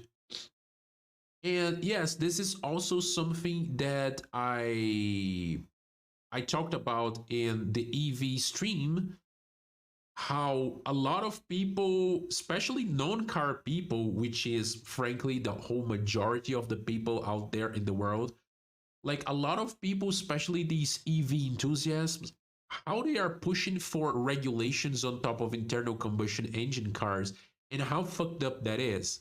You know, how we should keep being vigilant, because there is this quote. There was said by who say that the price, I think it was Thomas Jefferson. Yeah, I guess it was Thomas Jefferson that once said that the price of freedom is the eternal vigilance. So we should always be vigilant, because we should defend with like all our mighty, all of our strength, our rights to keep driving internal combustion old cars out there and keeping the history alive. Because a lot of people, and this kind of fits the rules since we are talking about the looks, but a lot of people, especially non-car people, think that old cars are looks. It doesn't matter what's under the hood, under the bonnet. What matters is the looks. And no, it's not the looks. Like old cars, they are a whole package. Everything contributes to an old car and that pretty specific experience of driving that you have. So if you grab any old car and change the engine, the ordinary engine, to an electric motor, it wouldn't be the same, because the car is not just the looks, it's the whole package. That's why we should always remain vigilant, because those people, they are out there and they don't think twice before saying that we shouldn't have the right to drive these cars around, because those cars pollute the environment. They are very vocal about that, you know. They are very vocal about that. So in other words, safety over natural selection. Yeah, exactly. Like they don't have a lot of freedom nowadays to create new designs because of all the safety regulations. Now, when it comes to color, I know things are pretty different in first world than third world countries. You guys, people that live in first world countries, they still have access to models with some very interesting colors offered to them. But it's a way of cutting costs, in in countries that are still developing. I always thought there was rules in the 70s. They changed power. Exactly. Trisk, there's a very nice YouTube channel. Uh, Let me actually show you guys this channel right here, because I want every car enthusiast that is sitting right here to go there and give a follow and watch some videos from this guy,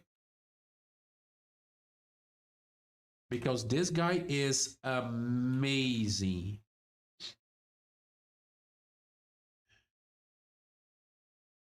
Where is the first part? Now, this guy right here, he has a YouTube channel around cars. This guy right here adds the name of his channel, it's Ads Auto Reviews, as you guys can see here down in the corner. He has a wide variety of videos about car history. His channel is pretty good. It's still kind of a small channel. And this particular episode talks about what you were saying, Trisk. The whole fact that in the 70s, because not only the emissions, but the two oil crises that people had to go through, they had to do a bunch of changes in the car industry, especially the American car industry.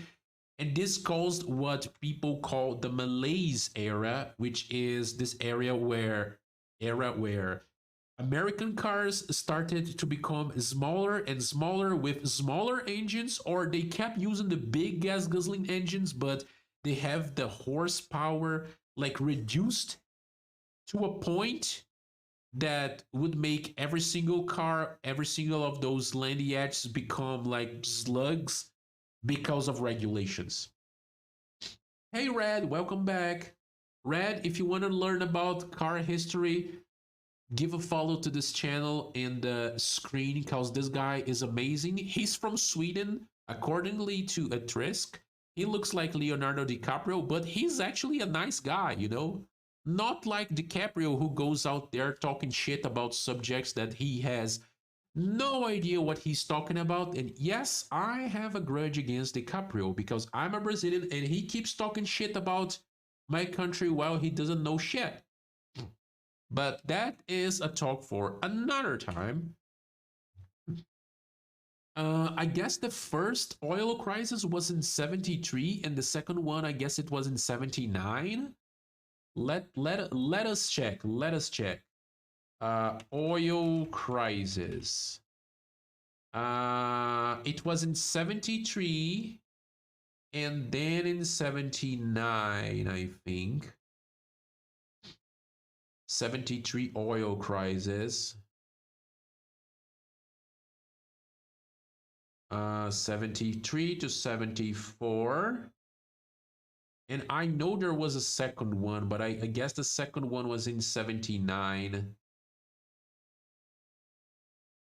Second oil crisis. Oh, shit.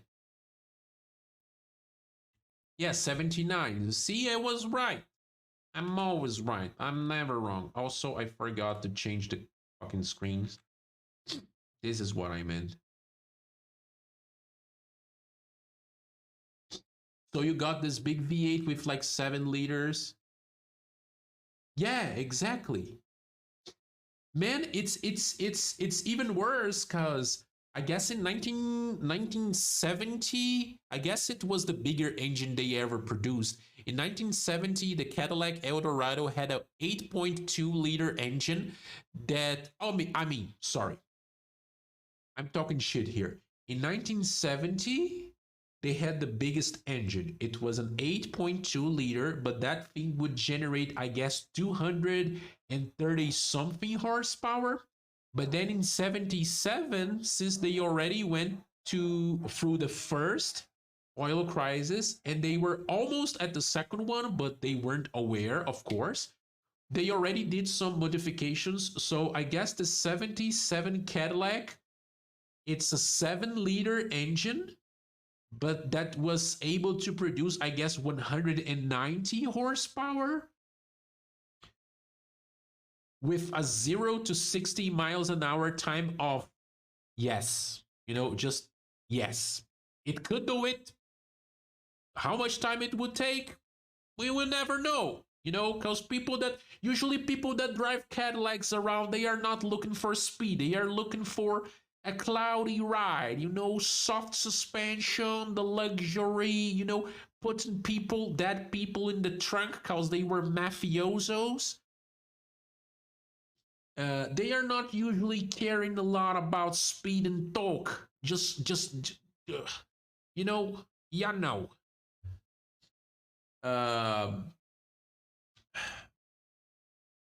But let me check my notes right here.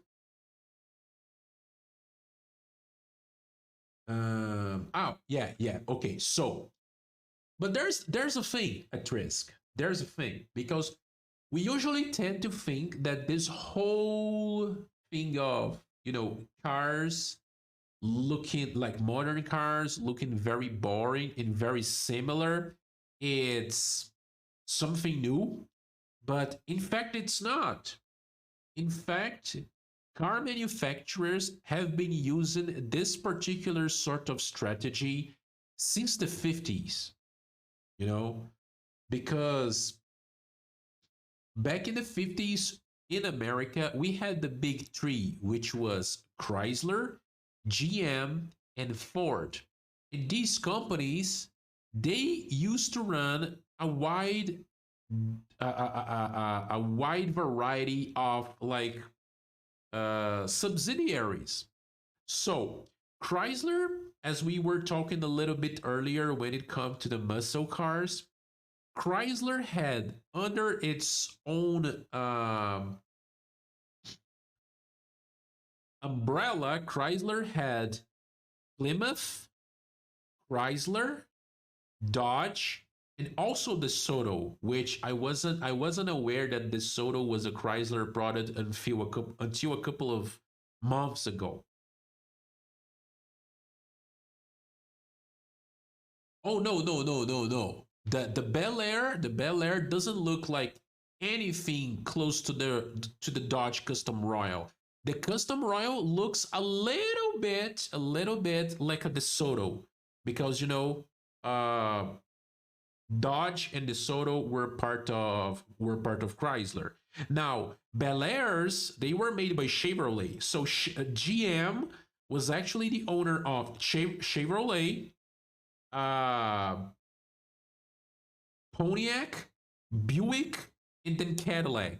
And this particular order is the order of prices. The whole idea was if you would start your life with like your first car being a Chevrolet, because you're 1950s, the whole American dream. You just came back from the war. You're a vet. You're starting your life. You have a sweet girl, and then you have your a job, and you're starting to make some money. So you buy a Chevrolet, and then a couple years down the line, you have a little bit more money, you buy a Pontiac. Then you get a little bit more money and you buy a Buick. And then when you're like this very healthy, not healthy, sorry, wealthy person, you already achieve a nice amount of things in your life, and you can afford yourself a very new 1955 Cadillac. Just like the pink Cadillac from Elvis. Now, I need to show people the pink the 1955 Cadillac from Elvis, because this thing is just gorgeous. It's gorgeous. What can I do about it? No, this thing has a bunch of fucking watermarks around. What the fuck are you talking about? I don't want to see no fucking watermark. I'm teaching people stuff here. Now, look at this gorgeous thing. I actually have the correct expression right now. Look at this. Look at this wonderful piece of automotive history right here. Now, look at this. It's I don't know, almost 6 meters of car in like rose pink, like baby pink. Mwah! This thing looks lovely. And it's the only decade for car design where cars looks good in these very sober colors, very sober pink, blue, green. This baby pink right here, this very pale pink right here, looks so good in 1950s cars. It's just amazing. And yes, chrome everywhere. Because the more chrome you have in your car, the more successful you were in your life. I would have taken my first car drag race.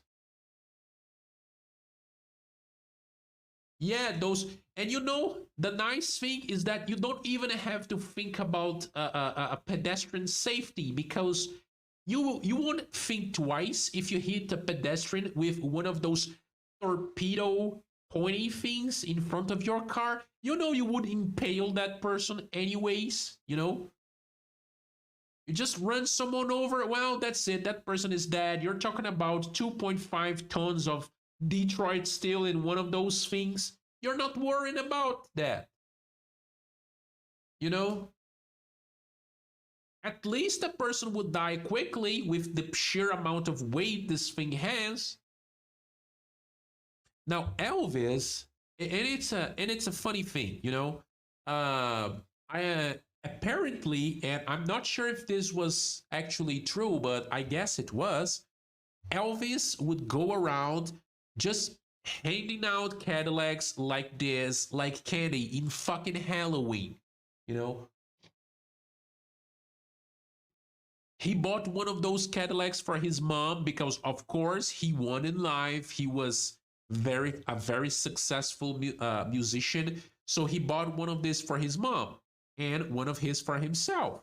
And then he started like handing out Cadillacs for people. So there's this story where once uh Elvis had just bought a new Cadillac in a Cadillac dealership somewhere in the United States, and his car was parked outside. I'm not sure if it was the new one or the previous one that he drove to this particular dealership, but he saw this boy like looking at his car, his little boy, like the boy was not even like 10 years old, and he saw this boy like looking at his car and admired how beautiful the car was.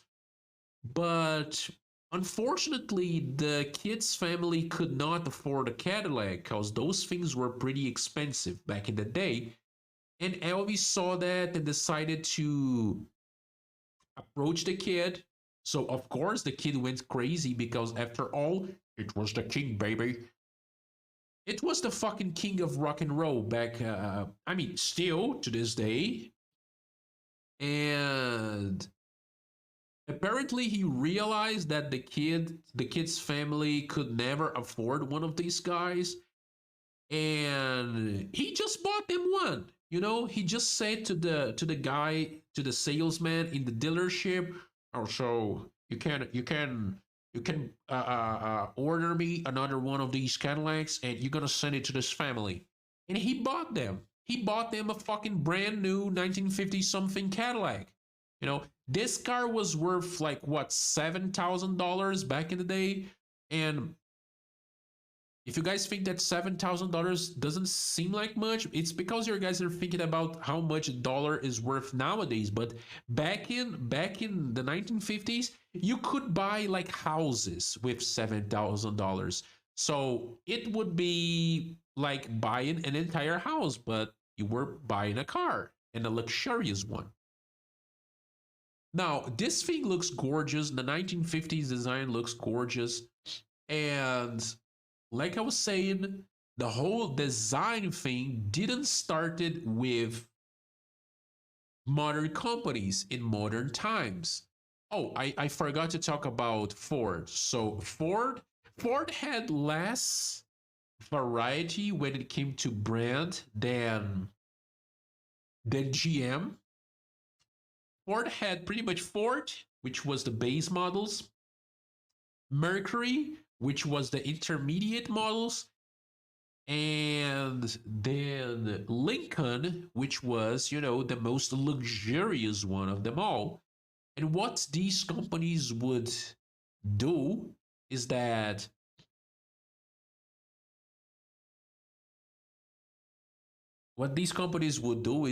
they would share the technology when it came to the chassis, like mechanical parts as a whole, uh, and sometimes even engines through the majority of their lines.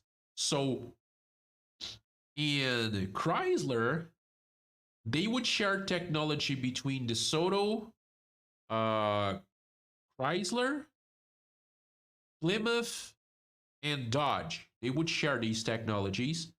In Chevrolet, it would be between Buick, Pontiac, and Chevrolet, and in Ford, it would be between Ford and Lincoln.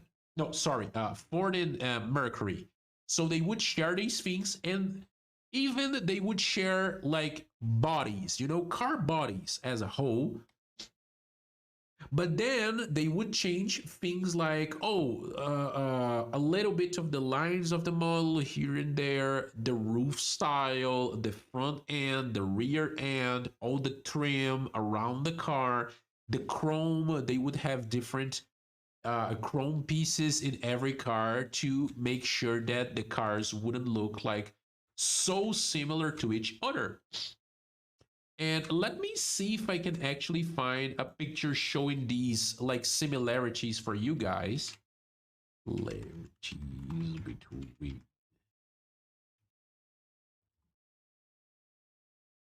Let me see if I can actually find that. Oh, this one is pretty good. Um, this shows pretty well from around. So, up, up, up. Open the new one. I guess the guys that had like the most variety when it comes to Chrysler, when it comes to their different models, were actually Chrysler.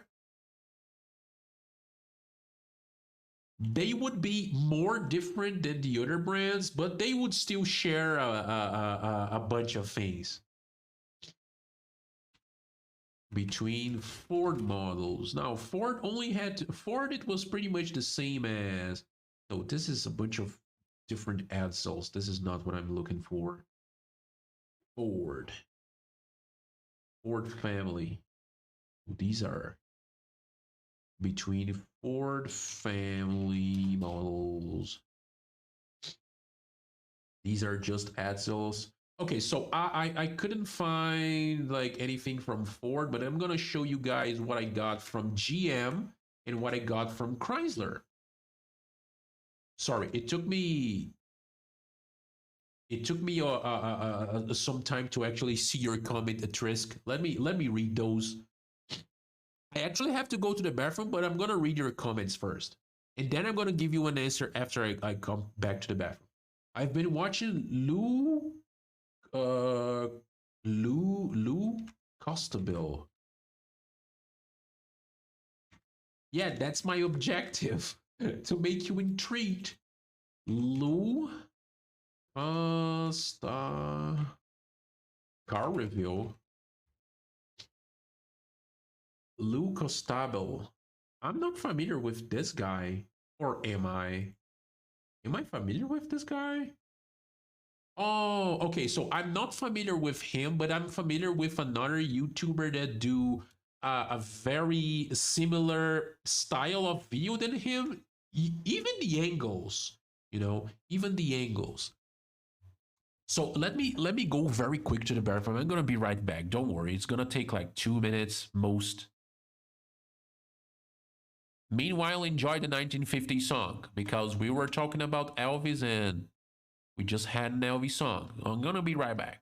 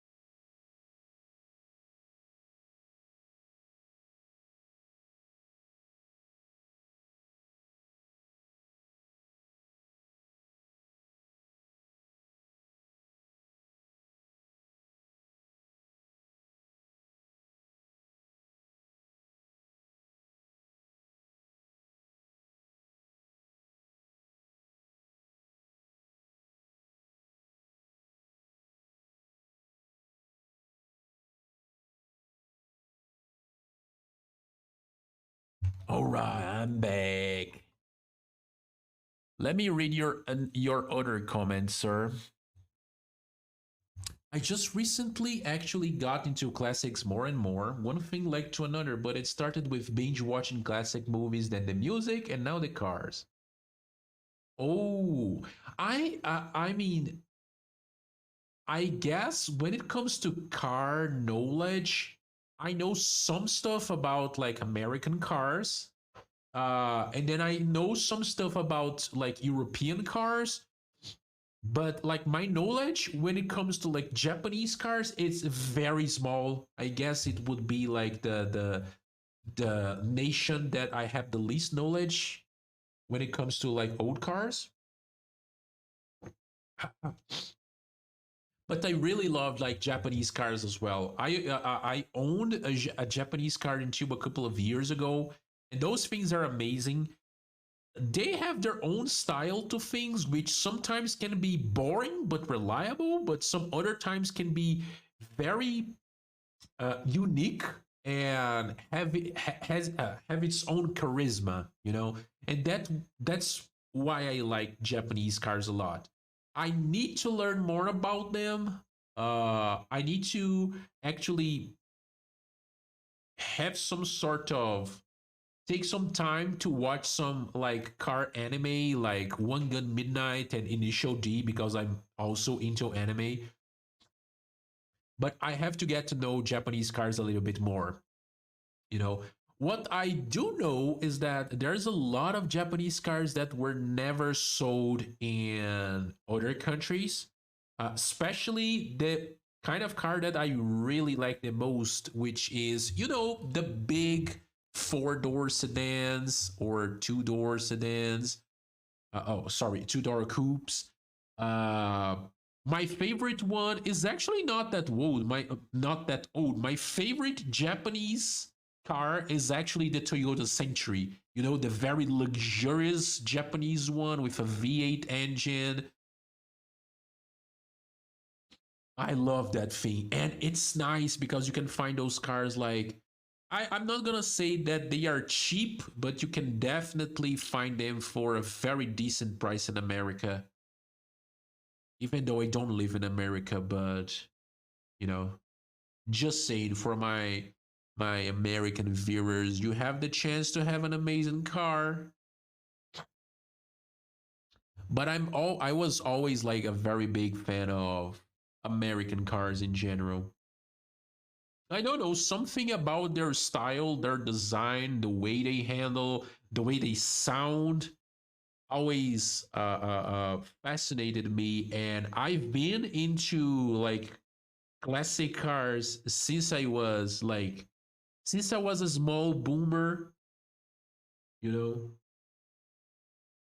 So one thing that I said to myself before I buy my first car, which was actually this Chevrolet that we were talking about a little bit earlier, one thing that I said to myself was that I'm not gonna buy a car that is younger than me. I need something older than me. So anything before a particular year would be okay. But I don't want I didn't want anything like younger. I have five. Jesus Christ! You already have a collection.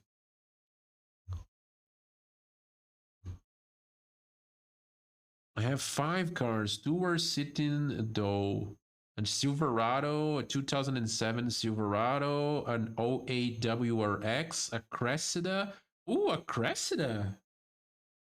And an Altima. Oh, okay, okay. A Trisk. Now, okay. I wanna invite you, right?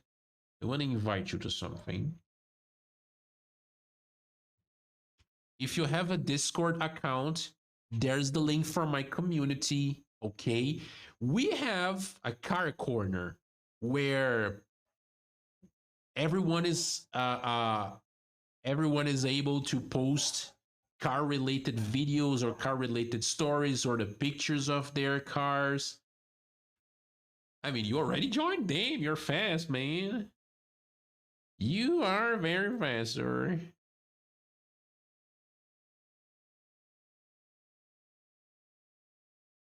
Oh, you have a different nickname on Discord. Okay, I gotta remember that. I gotta remember that.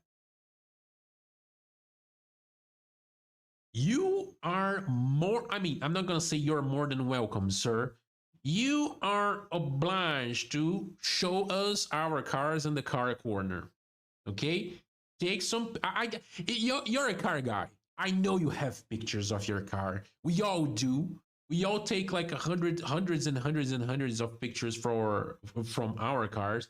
So post them on Discord under the car section, under the car corner. I want to see those, especially the two Japanese ones, especially that Cressida, because I mean, I what can I say? I like the four-door sedans, and different things. I always like different things, like different vehicles, different guns, different, like, everything.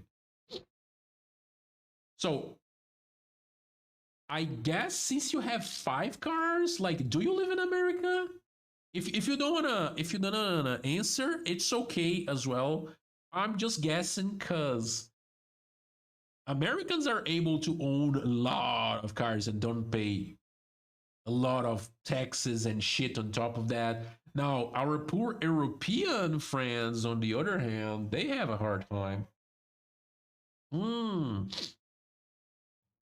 Washington State. So we are talking about close to the Canadian border, right? Or did I skip my American geography classes?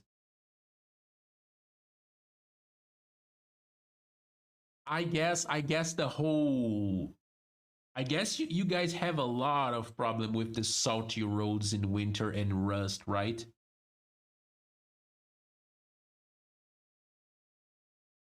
Oh, because I know that those things, like, they chew through cars, especially these old ones.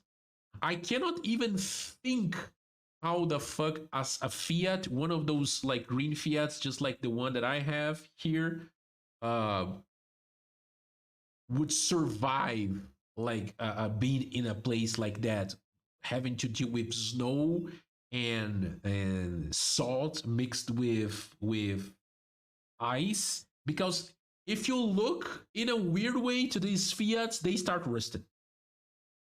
They were very badly made, If you look at them the wrong way, they start rusting. So I cannot even imagine the thought of one of those things actually being able to survive being in a place with snow doesn't even fathom.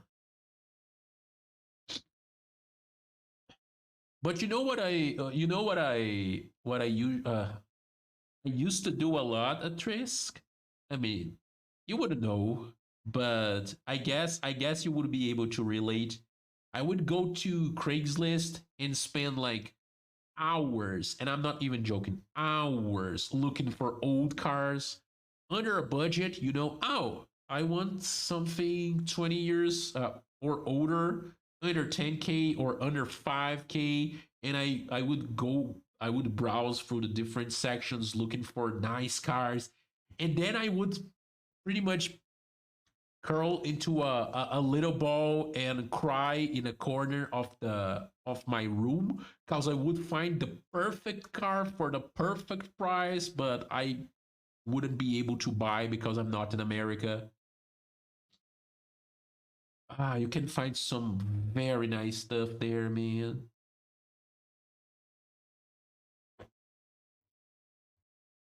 But it's interesting because going back to the whole looks thing, like, these cars, they just look good, and that's why these fashion companies keep using old cars for advertisements and not new ones. And it's so interesting because uh even though you have some pretty good looking new exotic cars, like new Bugattis and new Lamborghinis and new Ferraris, if they need something fashionable, if they need something good looking, they're gonna go after an old car, and it doesn't even need to be like a Cadillac or a Lincoln or anything like that.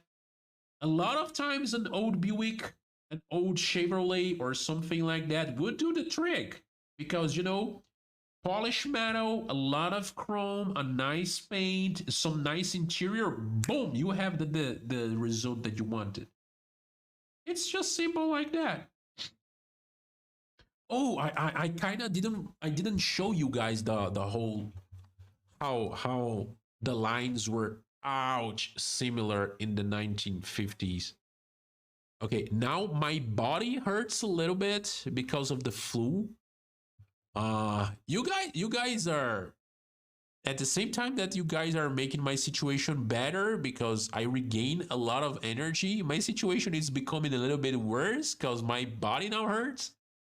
But the show must go on. I don't care. I just don't want to lose my voice. Now let's go back there and let's see the similarities between different cars. Also, I'm gonna follow the profile you shared with me, at Drisk, the Lu one, because there are some very interesting cars here, including an AMC Ambassador. I like these things. They are very unknown, but I really enjoy these things. Oh, the 1966 Charger. I find the 66 Charger so much prettier than the 68 onwards. He has a video on a Toronado, which is another very interesting car. Oh, the Kaiser Darim. Oh, and the Citroën Traction Avant. I love this French car. Oh, I guess the Traction Avant is my favorite French automobile. Euh, Mon favori, voiture française. Maybe it's been a while since I took French classes. The Sotos, the Chrysler Turbine. I think I already saw one of his videos like many, many years ago. Maybe it's just the style that is very similar to the one I was talking about to you.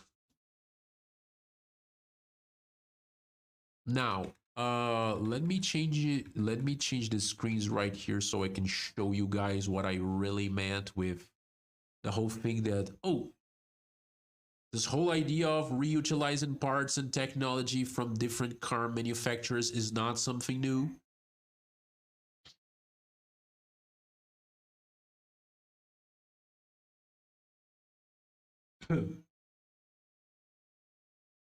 Give me a minute, fellas.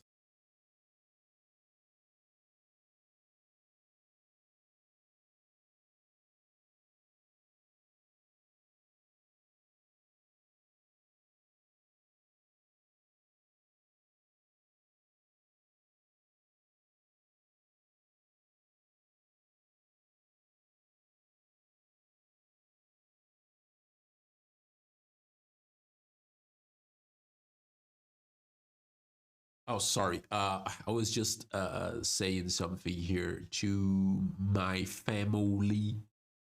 Oh, there's an ad running right now. I'm gonna wait until the ad ends. Twitch wants me to fucking.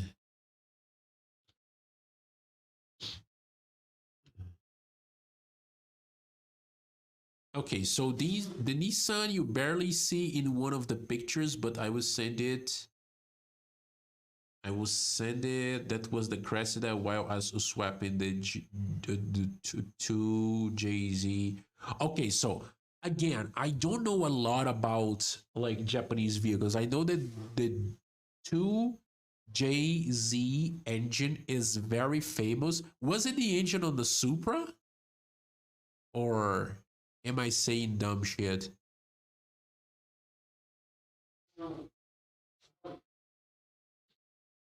The thing that Japanese love to put like engine names that are just a bunch of letters with numbers make me very confused. It's the same thing with like European cars.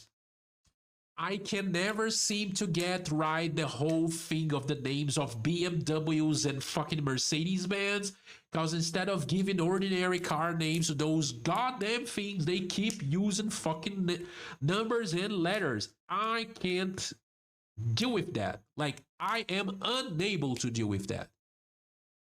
If you're gonna ask me, oh, so can you differentiate a BMW like a 750 from a, I don't know, 5 something? I can't, because I don't know. They don't have names, they have numbers and letters, and I don't know how to deal with that. Is it so fucking difficult to put like ordinary names on the cars? You know, not use a wide variety of numbers and letters that even go through fucking the history. Like it's complicated. Ah. Okay, so enough of Boomerang when it comes to European cars. I actually enjoy BMWs and Mercedes Benz, but I don't know a lot of models because of that. I have a couple of models that I can easily identify, but it's not like that common. And then the RAM I have sitting in the field right now, I don't have a full pick just for mechanical stuff I was working on. Oh, no worries. Oh, I'm gonna check this. Oh, the Toyota looks lovely. You know, it's one of those things I was talking before. You know, it's a white car. It's a white and very boxy car. It should look boring. And maybe for some people it looks boring, but I love the fucking design on this thing. I love boxy cars. I mean, what can I say? It's in my DNA. I don't know. Oh, that is the, oh, wait. Is this? Oh, this is the Cressida, right? Okay, so it's like a Camry, but with rear wheel drive and a 5. Is it the manual one or an automatic, by the way? Oh, the engine is a. The Subaru looks good. Oh, that Dodge pickup truck. When you said that you had a. When you said that you had the pickup truck, the Dodge one, I thought you were talking about. Oh, you actually said that it was a 1984. I kind of ignored that. I thought it was a newer model. I love the design of that thing. I'm gonna say I'm not a very huge fan of pickup trucks, but I like the old ones. It's the same thing with SUVs. Like I don't like new SUVs the same way I don't like new trucks. But the old ones, I love it. Like that Dodge looks good. Especially the color. Like I fucking love this tone of like bronze color. Oh, a manual, so it's even funnier. They carry that body from a long time, all the ways to the night. I mean, it's just like the whole thing with Ladas, you know? Why you have to change something that is working? Oh wait, all of them are manual? Really? Oh, you might have a lot of fun in these cars. Man, do you work like in car maintenance? Because I realize that in your driveway you have some other vehicles around. I'm being nosy, but I am nosy. Like I keep saying that to people. Like if you start talking about your life, I'm gonna keep asking.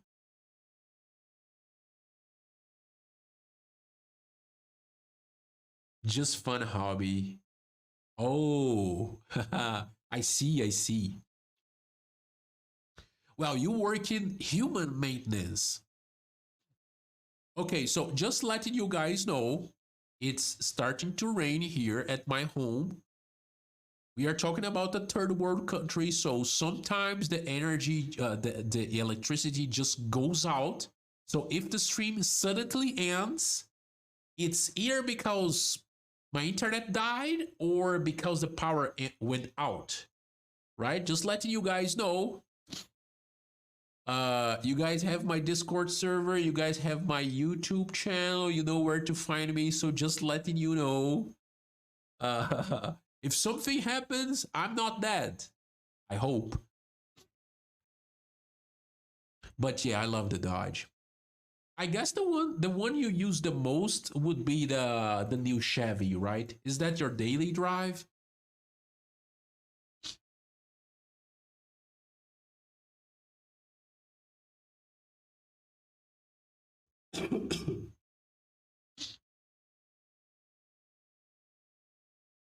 I could make the Dodge into a General Lee team. I mean you could, but isn't it like okay, isn't it like very cliche? Because I've seen so many cars turn into I mean receiving the General Lee skin, you know.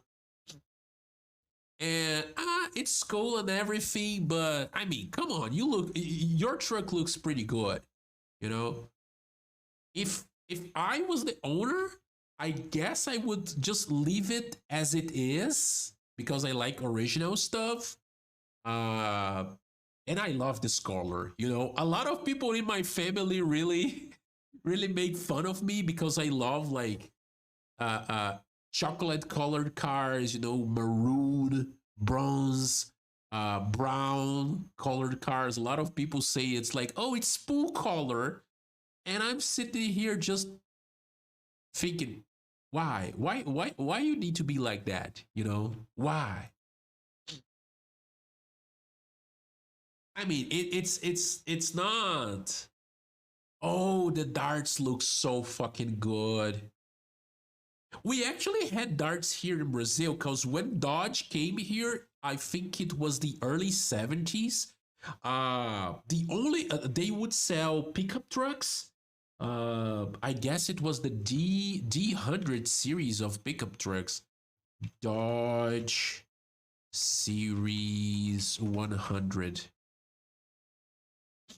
No, that's oh shit. Dodge D100. Yeah. I mean, it was the name of the model being sold in Brazil. It was a Dodge D100. They would sell those pickup trucks and also the Dodge Dart.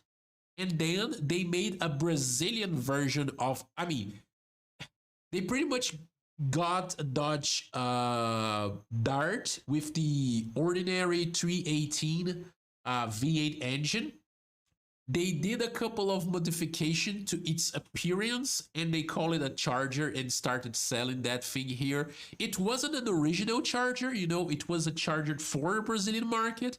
So I mean you could think about that as like a wish.com Charger. Would you like to see it? I could show it to you.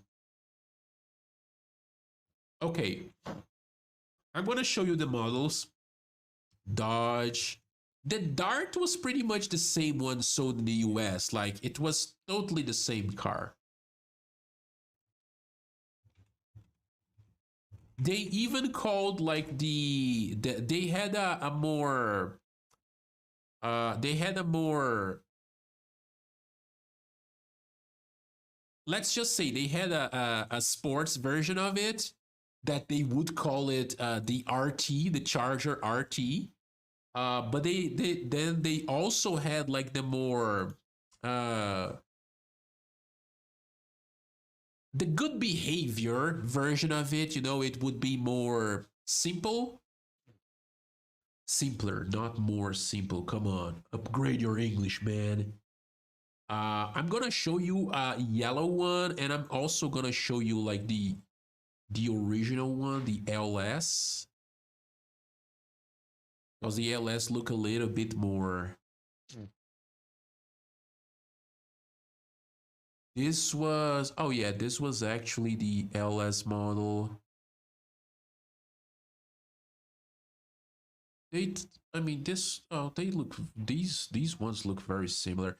Oh, people here, they never maintain their cars fucking original. Okay, this one is an original one. It has a very shitty resolution though. Give me a minute. I'm searching for a good picture. This is the Dart. Oh, this one is a little bit better. I think it looks good. And then after that, they had the Magnum and the LeBaron. No, this was the Magnum. It was a 2-door. And then you had the LeBaron, which was a 4-door. I'm gonna show every single one of them to you. Try to get some different pictures here. So, not some different pictures, some different colors. Okay, so here we go.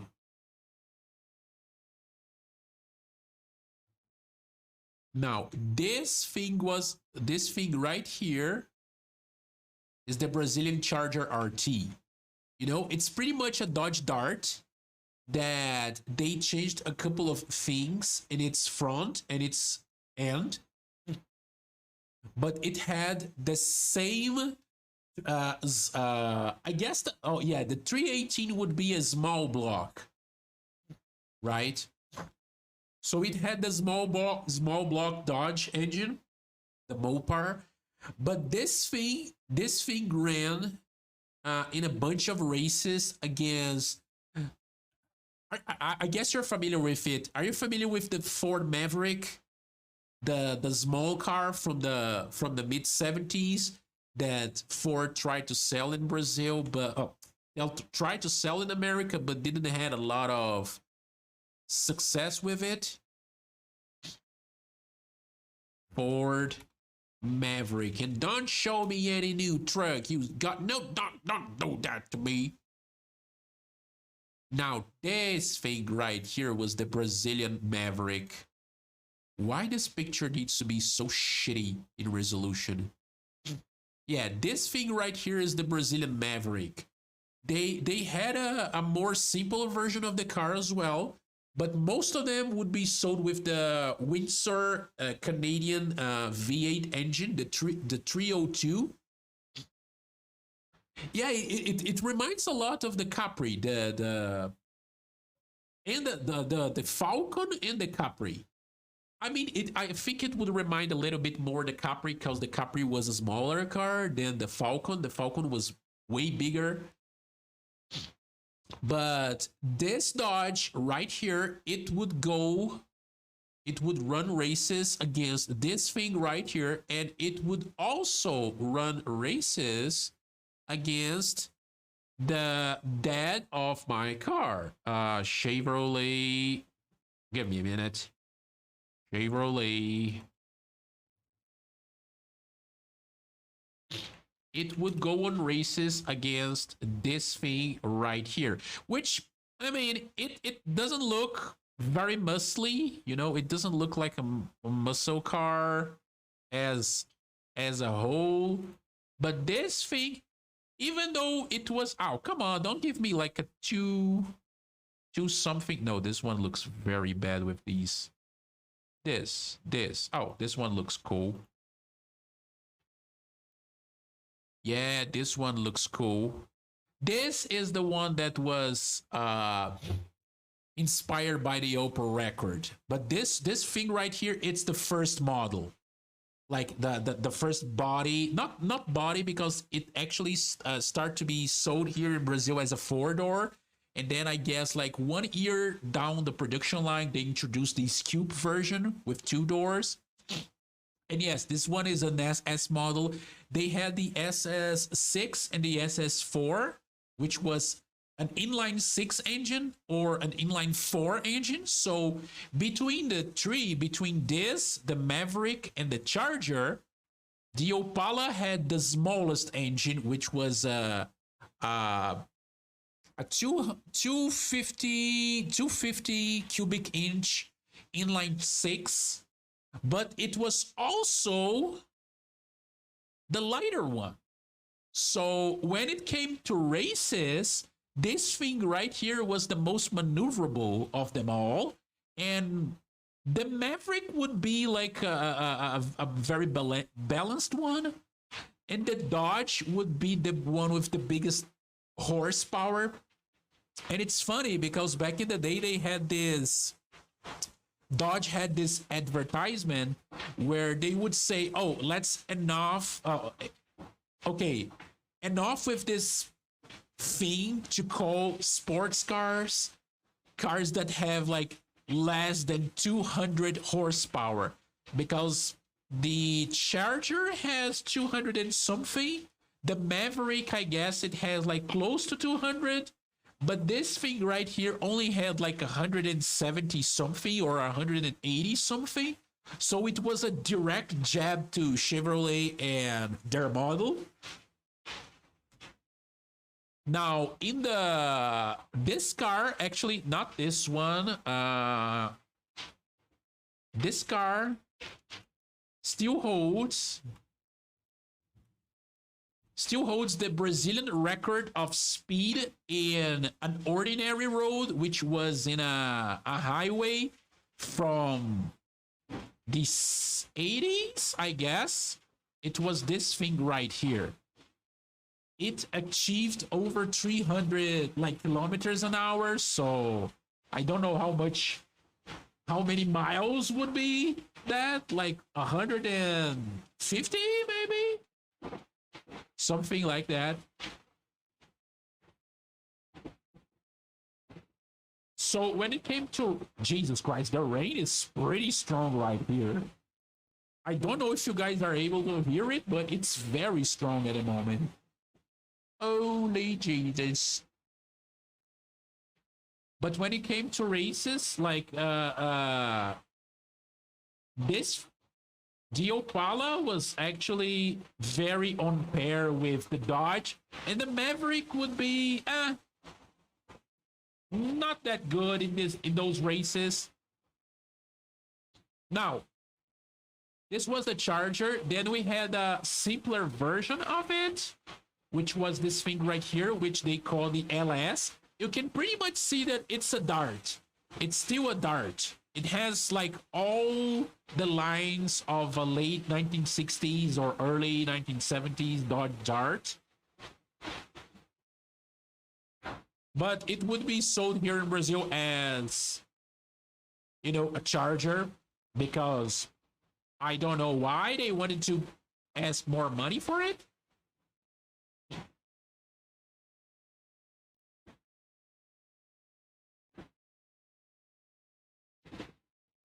Oh yeah, the Plymouth. I guess the Valiant was the most, the simpler one, right? Because I remember the Plymouth Valiant being showing that the first movie that Steven Spielberg actually directed, the one that was called, I guess, The Duel or Duel, which is this businessman like trying to escape a murderous truck with a Plymouth Valiant. I fucking love that movie. It's one of my favorite like killer car movies of all times. And that movie is so underrated and unknown. Like no one knows that thing. So we had this model, and after these two models, they were made until the late 1970s, but then the second oil crisis hit. And I mean, people were not able to afford V8s anymore, especially here in Brazil. So, but they kept producing these cars under different names and different bodies. So they were Lex, like sports car, and more quote like luxurious ones. So we have this thing, which was called the. Is this the Lee Baron? No, this is the Magnum, the Dodge Magnum. Oh, is my energy going out? Is my energy going out? I guess it's still working. And we had this thing right here, which is the four-door version, the Lee Baron. It really looks like a Plymouth Valiant. And this thing was produced until I get 1969 or something like that.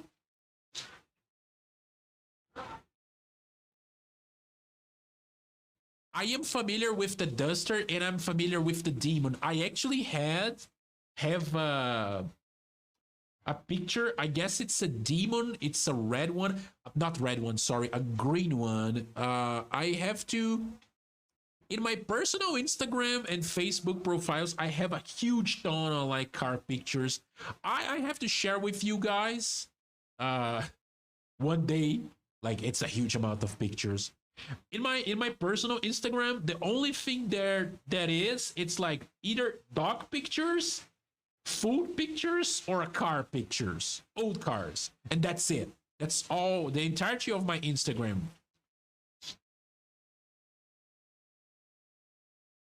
And the only reason why there's no gun pictures, it's because it's we don't have a lot of access to guns here in Brazil.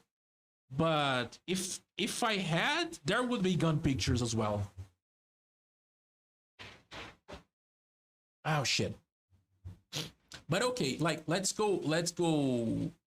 I really want to talk about. I want to finish like the looks part uh today. I'm not sure if you're gonna be able to like do a second one, like a second topic. Maybe we'll leave the next topics for like next week, because I don't want to push myself like that much today. Asterisk, etrisk. Okay, sorry. Uh, I usually stream from 6 p.m. to around 10 to 10:30, but since I'm sick, I don't want to push myself that hard. So we're gonna finish talking about the whole looks part, and then we're gonna call it a day. But I guess it will be like another 30 minutes at least because I talk way too much. But car talks are always Friday, okay? Always Friday. But you're part of Discord server right now, so there's no way for you to escape from that. Now, this is the GM line for 1958. So you guys can see here. Let me actually make this picture a little bit smaller or make it bigger. We have. Give me a minute. Can I just copy and paste that here? Yeah, that's a lot of. Yeah, 19. They actually had a huge problem in 1958 and 1959 because, and it's kind of funny because in the early 1950s, uh, in the early 1950s, the one from the three big car manufacturers in America that was having a problem with design was actually Chrysler. You know, because their cars had a very conservative style. And meanwhile, Chevrolet and Ford were releasing these astonishing good looking models with like very 1950s aesthetics and low roofs and very long cars, while Chrysler was still doing these cars with very tall roofs so people could stay inside of the cars with hats and things like that, until they hired a very famous car designer. I don't remember if it was actually Mr. Wexner. Chrysler car designer 1950s. I don't know if it was Wexner. Yeah, it was Virgil Wexner. They hired that guy, and that guy was a genius when it came to design.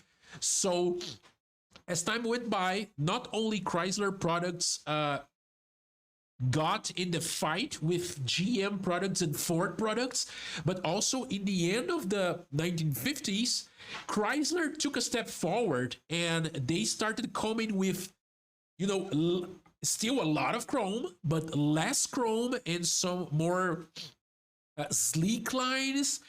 And meanwhile, Chevrolet, GM in general, they were just dumping as much chrome as they could in their cars. And I guess the most offensive of these ones is actually the Buick here, because the red one is a Chevrolet, right? This one right here is a Pontiac. I guess this is golden anniversary Pontiac. They don't say which model is that. It looks like a Star Chief. And then we have an Oldsmobile at the bottom. I forgot talking about Oldsmobile. They actually had Oldsmobile as well. And we had Buick, which has the most amount of chrome of every single one of them. And then you have Cadillac here with the 1958 model, which looks pretty good, but there's still less chrome than the Buick somehow, even though it's a more expensive car. But they were a little bit out of touch, and they managed to fix a lot of that in the 1959 and in the 1960s line. But Chrysler came with these crazy designs, like things like this. You know, you see things like here. This is the 1957 line for Chrysler, and then you had the Plymouth with this thing right here that is not a Plymouth Fury. It's not Christine, okay? I fucking love Christine. You guys know how much I love Christine. But this is not Christine because it's not a Fury. Fury, I guess Furies were like 2 doors only, and that thing is a 4 door. So that's probably not Biscayne. Biscayne is from Chevrolet. That's probably a Belvedere. So you have the 1957 Plymouth. You see the very straight lines. They are not very roundy as the Chevy products were. You guys can clearly see the difference. Like this thing looks like a 1960 car. This thing look like a 1950s car, you know? And you have the Dodge, this thing right here. It's probably the line of a custom Royal Lancer. Then you have the DeSoto with the triple like tail lights. You have the Chrysler for that era. And then you have the Imperial, which was the flagship of the Chrysler. I guess the worst looking one here, ironically, would be the Imperial. Because let me actually show you guys how the 1957 Imperial front Imperial fuck looks like. It looks a little bit weird. It doesn't look ugly, but it looks a little bit weird. It almost looked like a discount version of a 1959 Cadillac. But this is actually not the one I was thinking. Maybe the 58? The 58 still has 59. Oh yeah, this one. I don't like a lot the looks on this one. Even though it's still pretty as fuck, but I don't think it's as pretty as the previous one. The 58 one. Imperial will always be boxier. Yeah, and they became even boxier in the 60s. That's the thing. I had the pleasure of seeing one of those 1960s Imperial, like in person one. And let me tell you, it's a very pretty car. Very boxy, but I like boxy cars, so it's very pretty for me. Sorry, it's very pretty to me. I beg your pardon, sir, like English is not my main language, so I'm still trying to learn, you know?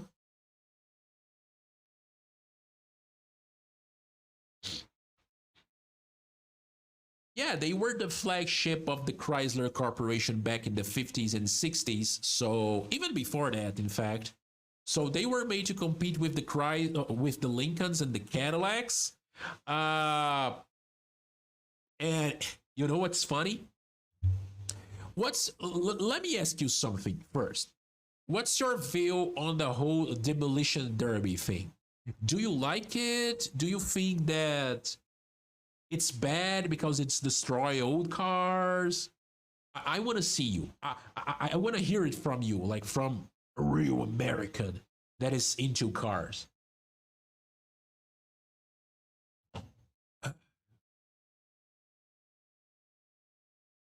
Oh, sorry. Meanwhile, I'm gonna go back to the screen right here. I am not so much for it as long as they demolish the boxes. Oh no! No, don't say that. Why? Why? No, I'm sad now. Why don't you like the 80 Caprice? Like why? It's one of my favorite like looking cars. Caprice. Look, they look cool. Oh no, wait, you do? I mean, yeah, they are common, but you know, it's one of those cases where it's always like, oh, these cars are common, they are common, they are common, they are common, until they're not. You know, and then you lose the chance of buying one of those. I know that they can still be found like pretty cheap in America, but I love those things. Like I love their style. There's only one car. Look at this. Oh, this thing is gorgeous, and it's brown. Like it's everything that I like. I mean, come on, you're not helping me here at Trisk. You're comparing like a run of the mill, like ordinary Caprice, like the working man car, to a Buick GNX, a Grand National. That is a machine. That is a killer. That eats Lamborghinis for breakfast. I like that thing. Now, there's only one 1980s car that I like more than the Caprice.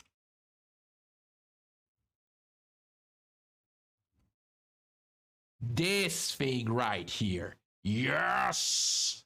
I want to arrive at places and people think that I'm from the fucking FBI. I mean, I wouldn't like that because I might get shot. But oh, I fucking love the Caprice. No, the Caprice. No, the LTD. Oh, and the Crown Vic. Oh, I don't like this. Oh, wait. So this front light here. Let me open in a new tab. This front light here, I'm not a big fan of it. I don't think it looks that good in that car.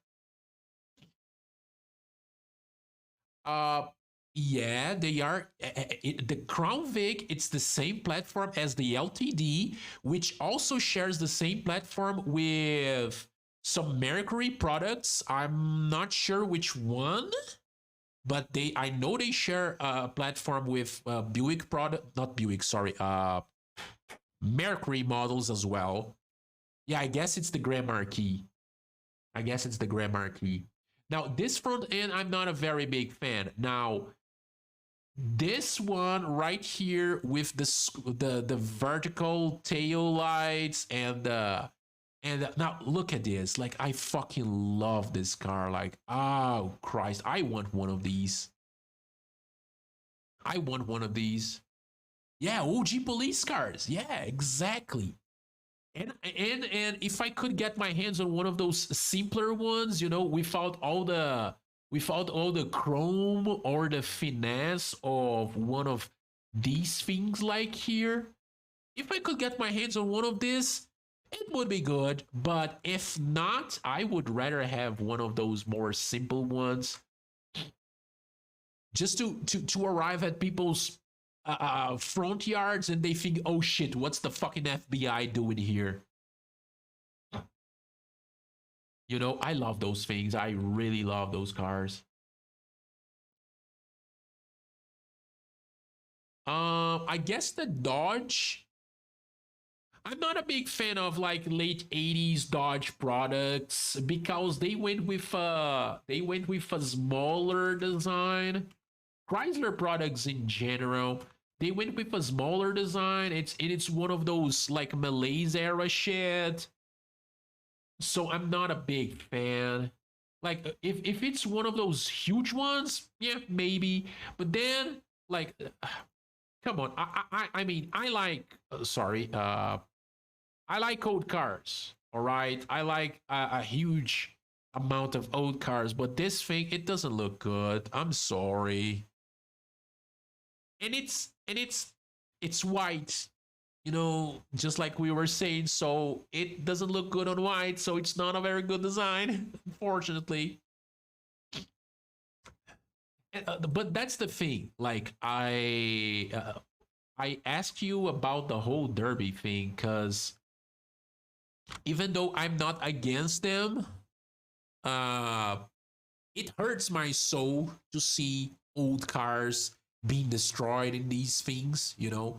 Thankfully, we are reaching a point where these late 1980s cars are going around what, like 40 years, 50 years at this point. I'm not very good at math. Oh, the geometric. Okay, if it's the goes like hell edition, that thing is nice. The ordinary Metro, the ordinary Metro pretty much looks like a Yugo. You know, the Yugoslavian one that was sold like very cheaply in the US, like in the 80s. So it hurts my soul, but we are seeing these 1980s, late 1980s car becoming more collectible. So people were stopped using those in demolition derbies, and now they are using like the late 1990s and early 2000 things, because I guess those are also kind of more reliable and more and cheaper, more available. But I ask you about this whole like demolition derby thing because going back to the Imperial, like the Imperials were, I guess, in the late 80s or early 90s. A lot of people started using Imperials in demolition derbies, and they pretty much after a while they ruled those out. They made the fucking Imperials like forbidden to use in demolition derbies because those cars were so big, they were so strong, they were so like, I guess the correct word for that would be mighty. They were so mighty that they would kick the ass of every single other car in the field and would still drive around, you know, exiting the arena.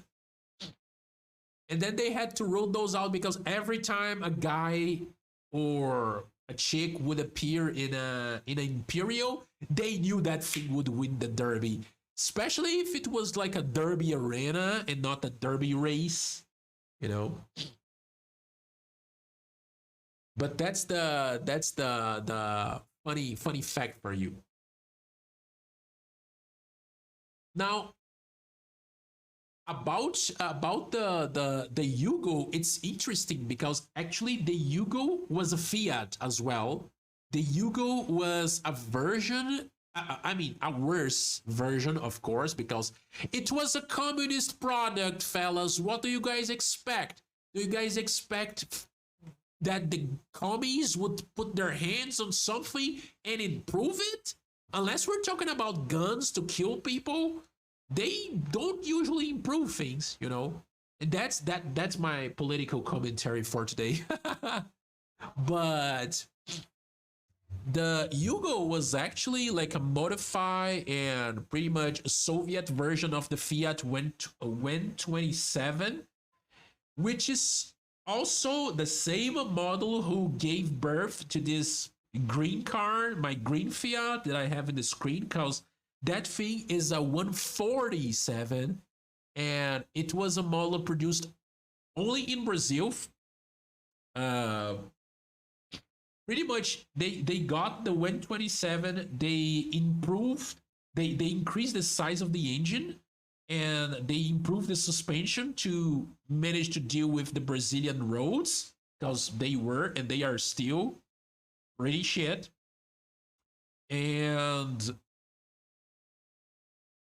then they sold it as a 147, you know? So the Yugo, it's pretty much like a 127 worst by the fucking commies. And let me tell you, as a Fiat owner, you know, and as someone that already watched a lot of videos about Yugos, the quality assurance of the Yugoslavians while making those things were not that worse if compared to Brazilians making the Fiats here or Italians making the Fiats back in Italy. You know, let's just say that Fiat cars are not known for having like very nice quality control and to use like the top of the line materials and hand craftsmanship. Let's just say that. A lot of parts in these cars are kind of flimsy, and especially in my case. Okay, okay. This car of mine, the one in the picture at risk, guess how much weight this thing has? Like, guess how much this thing weighs? Just take a guess. Take a blind shot. You know.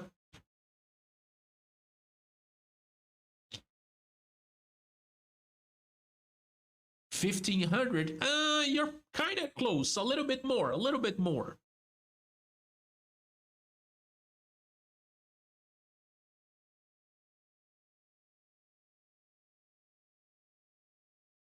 Oh shit! Sorry.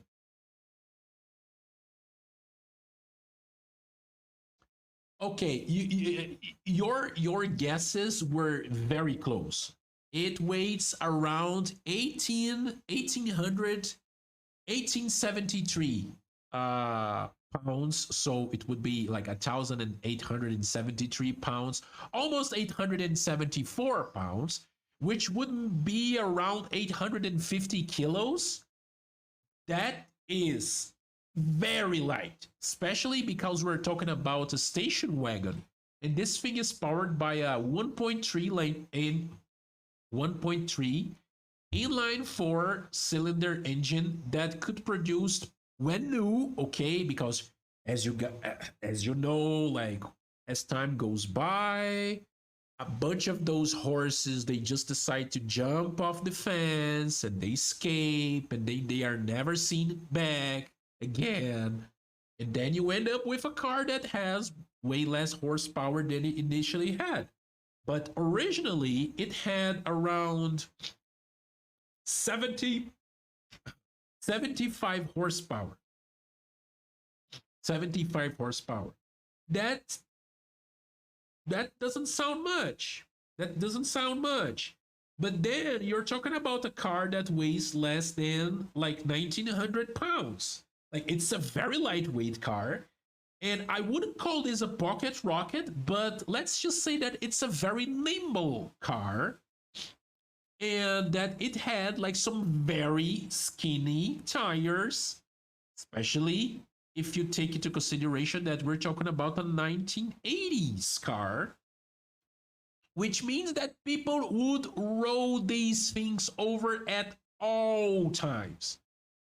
It didn't got the status as a widowmaker because it wasn't that bad, but these cars, like both the station wagon version, but also like the ordinary version, the hatchback version, these skills, they killed a lot of people. You know, I mean, people kill themselves. You know, the car is a tool. The car is not gonna kill anyone. The car doesn't drive itself down the road and run someone over. You know, that's not how it works. It's just a fucking world. Jesus Christ, a Merlin engine. There's no space for that, man.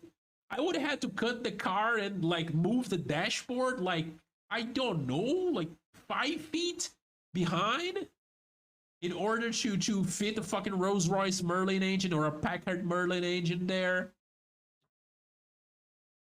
Yeah, that thing is huge. Now, if you want something even bigger, you could go with a Pratt and Whitney double wasp engine, the one that was used in the B-17s and in the P-47. Oh, I love the sound of that radio thing. Oh, it's gorgeous. Okay, so the Merlin still owns the title as the most orgasmic sounding World War II engine, at least in my opinion. But I like the double wasp a lot as well. And it's so funny to see like the size of a P-47 close to the size of a P-51. Because, I mean, the 47 wasn't called a jug just for a random reason, that thing was humongous. That's why that thing was so effective when it came to like ground strike. Ah, as you can see, I fucking love my World War II. Anything that is related to World War II, I like it. So if you like World War II stuff, like guns, vehicles, stories, uh, the history behind it. Ah, oh, I saw that one. I saw that Beetle with the radio engine, and I guess it was more than once, like more than one person did that. Now, I guess the most radical thing I ever saw someone doing was getting one of those Fiat Cinquecentos, the original one, from Italy, and swapping that thing with a Boxer Subaru engine. And then they went to compete in those like hill climb challenges with that 500. And that thing, just like I was saying a little bit earlier, that thing cannot, like Pocket Rocket. It's not a fair name for that. That is like a pocket ICBM. That is a ballistic missile.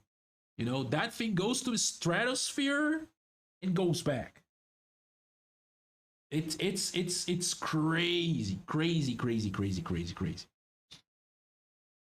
A lot of people do engine swaps in these like old Fiats, these Brazilian things, because it's not that their engines were unreliable, but other parts of the engine were, like the alternator is very unreliable.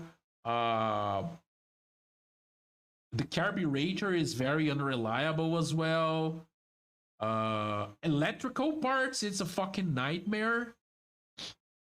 But like I was saying, these cars were very uh, nimble, so people pretty much destroyed all of them, and now you can easily find like Beetles going around Brazilian cities, either like collectible ones or just ordinary Beetles, like old school Beetles being used by as daily drivers for people. Their numbers are getting lower and lower and lower each year, but you can still find them. Now, these things, it's very rare for you to actually find a decent one being driven in the streets.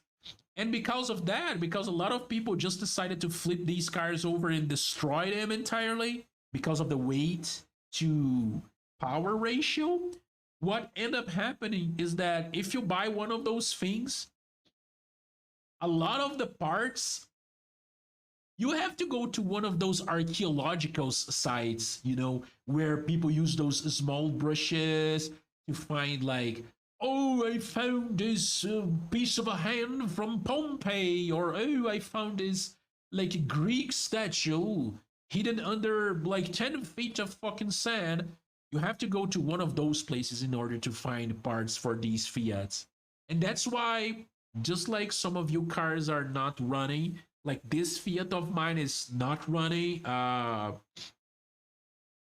I have like no idea if it will go back to the streets like in a near future, because I'm trying to save my money to do a trip to the United States, to go on a trip to the United States, a road trip with some of my friends.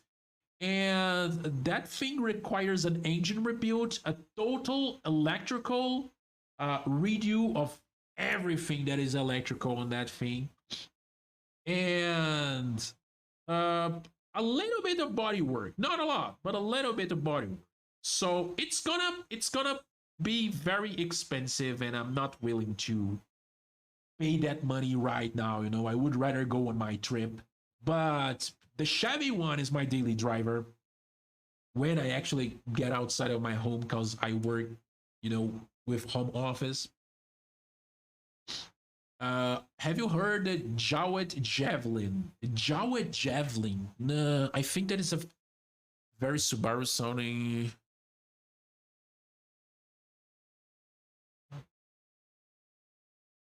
Jowett Javelin. I'm not familiar with that. Give me a minute. Let me do a little research. Is that an engine?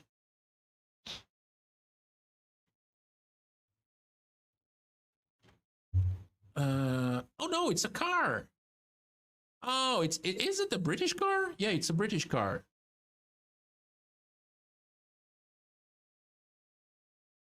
Oh, it looks. I mean, it looks very British. That's for sure. That look it looks very British. It looks a lot like a maybe if a Beetle had, you know, marital relations or premarital relations with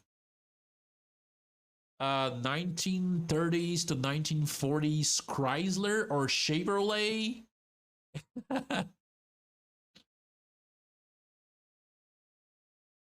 I mean, the front grille and the lights are very reminiscent of like early 1940s Chevrolet products. But the body actually looks a lot like a Beetle.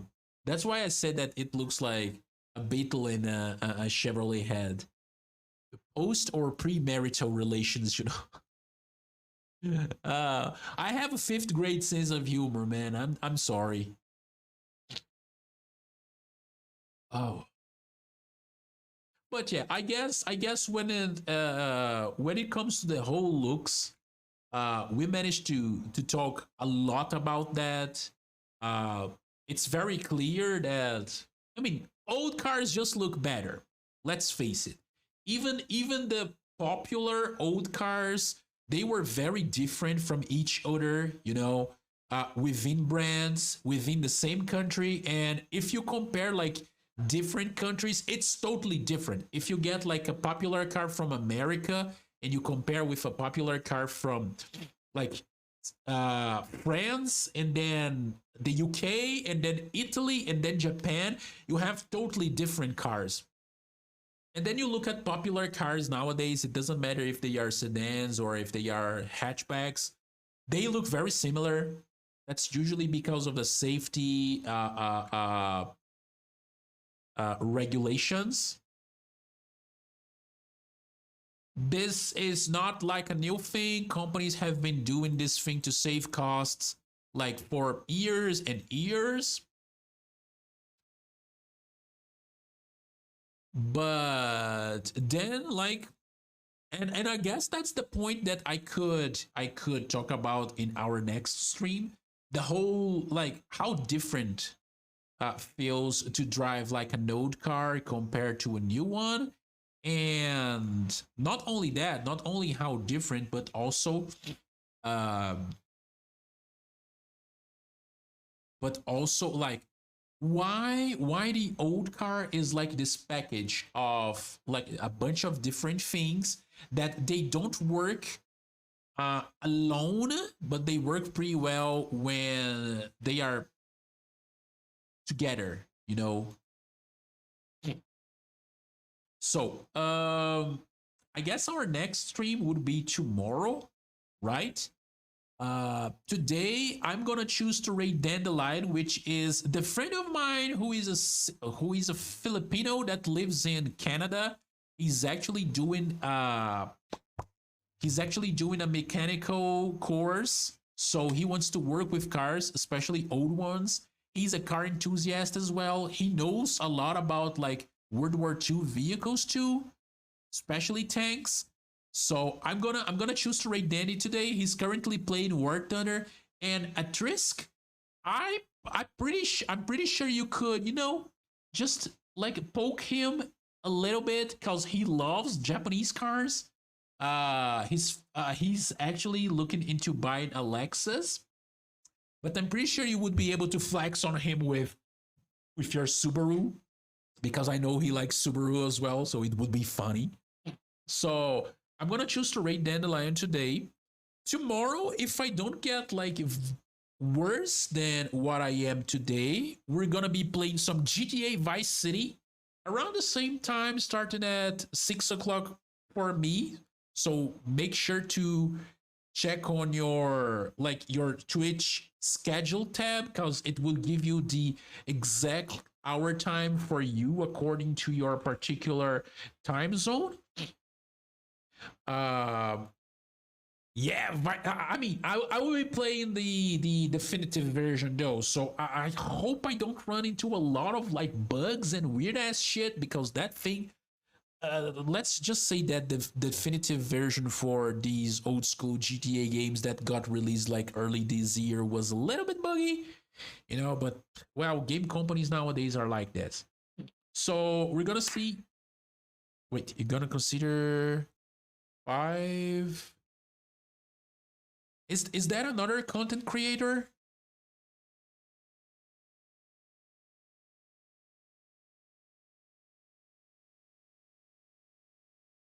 Oh, car meets, or is it like a GTA role play stuff? Yes, a lot of role play.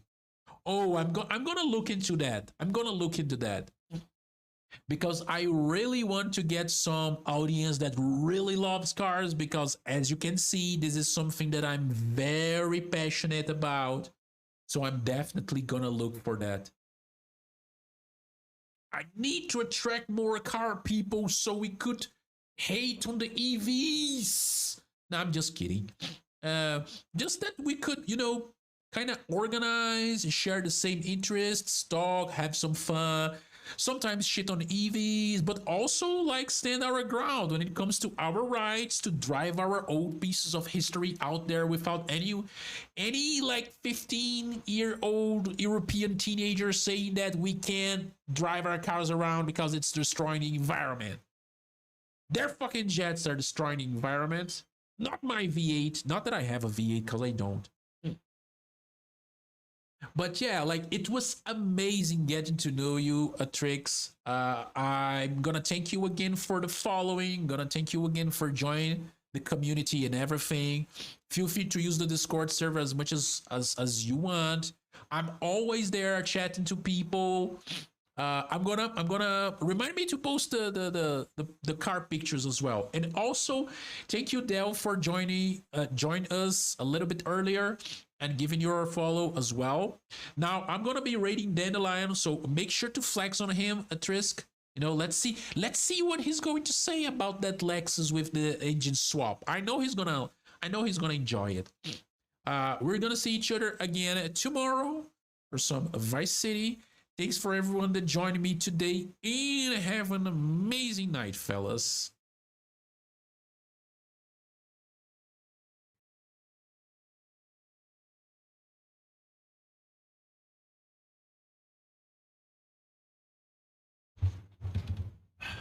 Caralho, foi muito divertido. This is what I do. This is why I do that.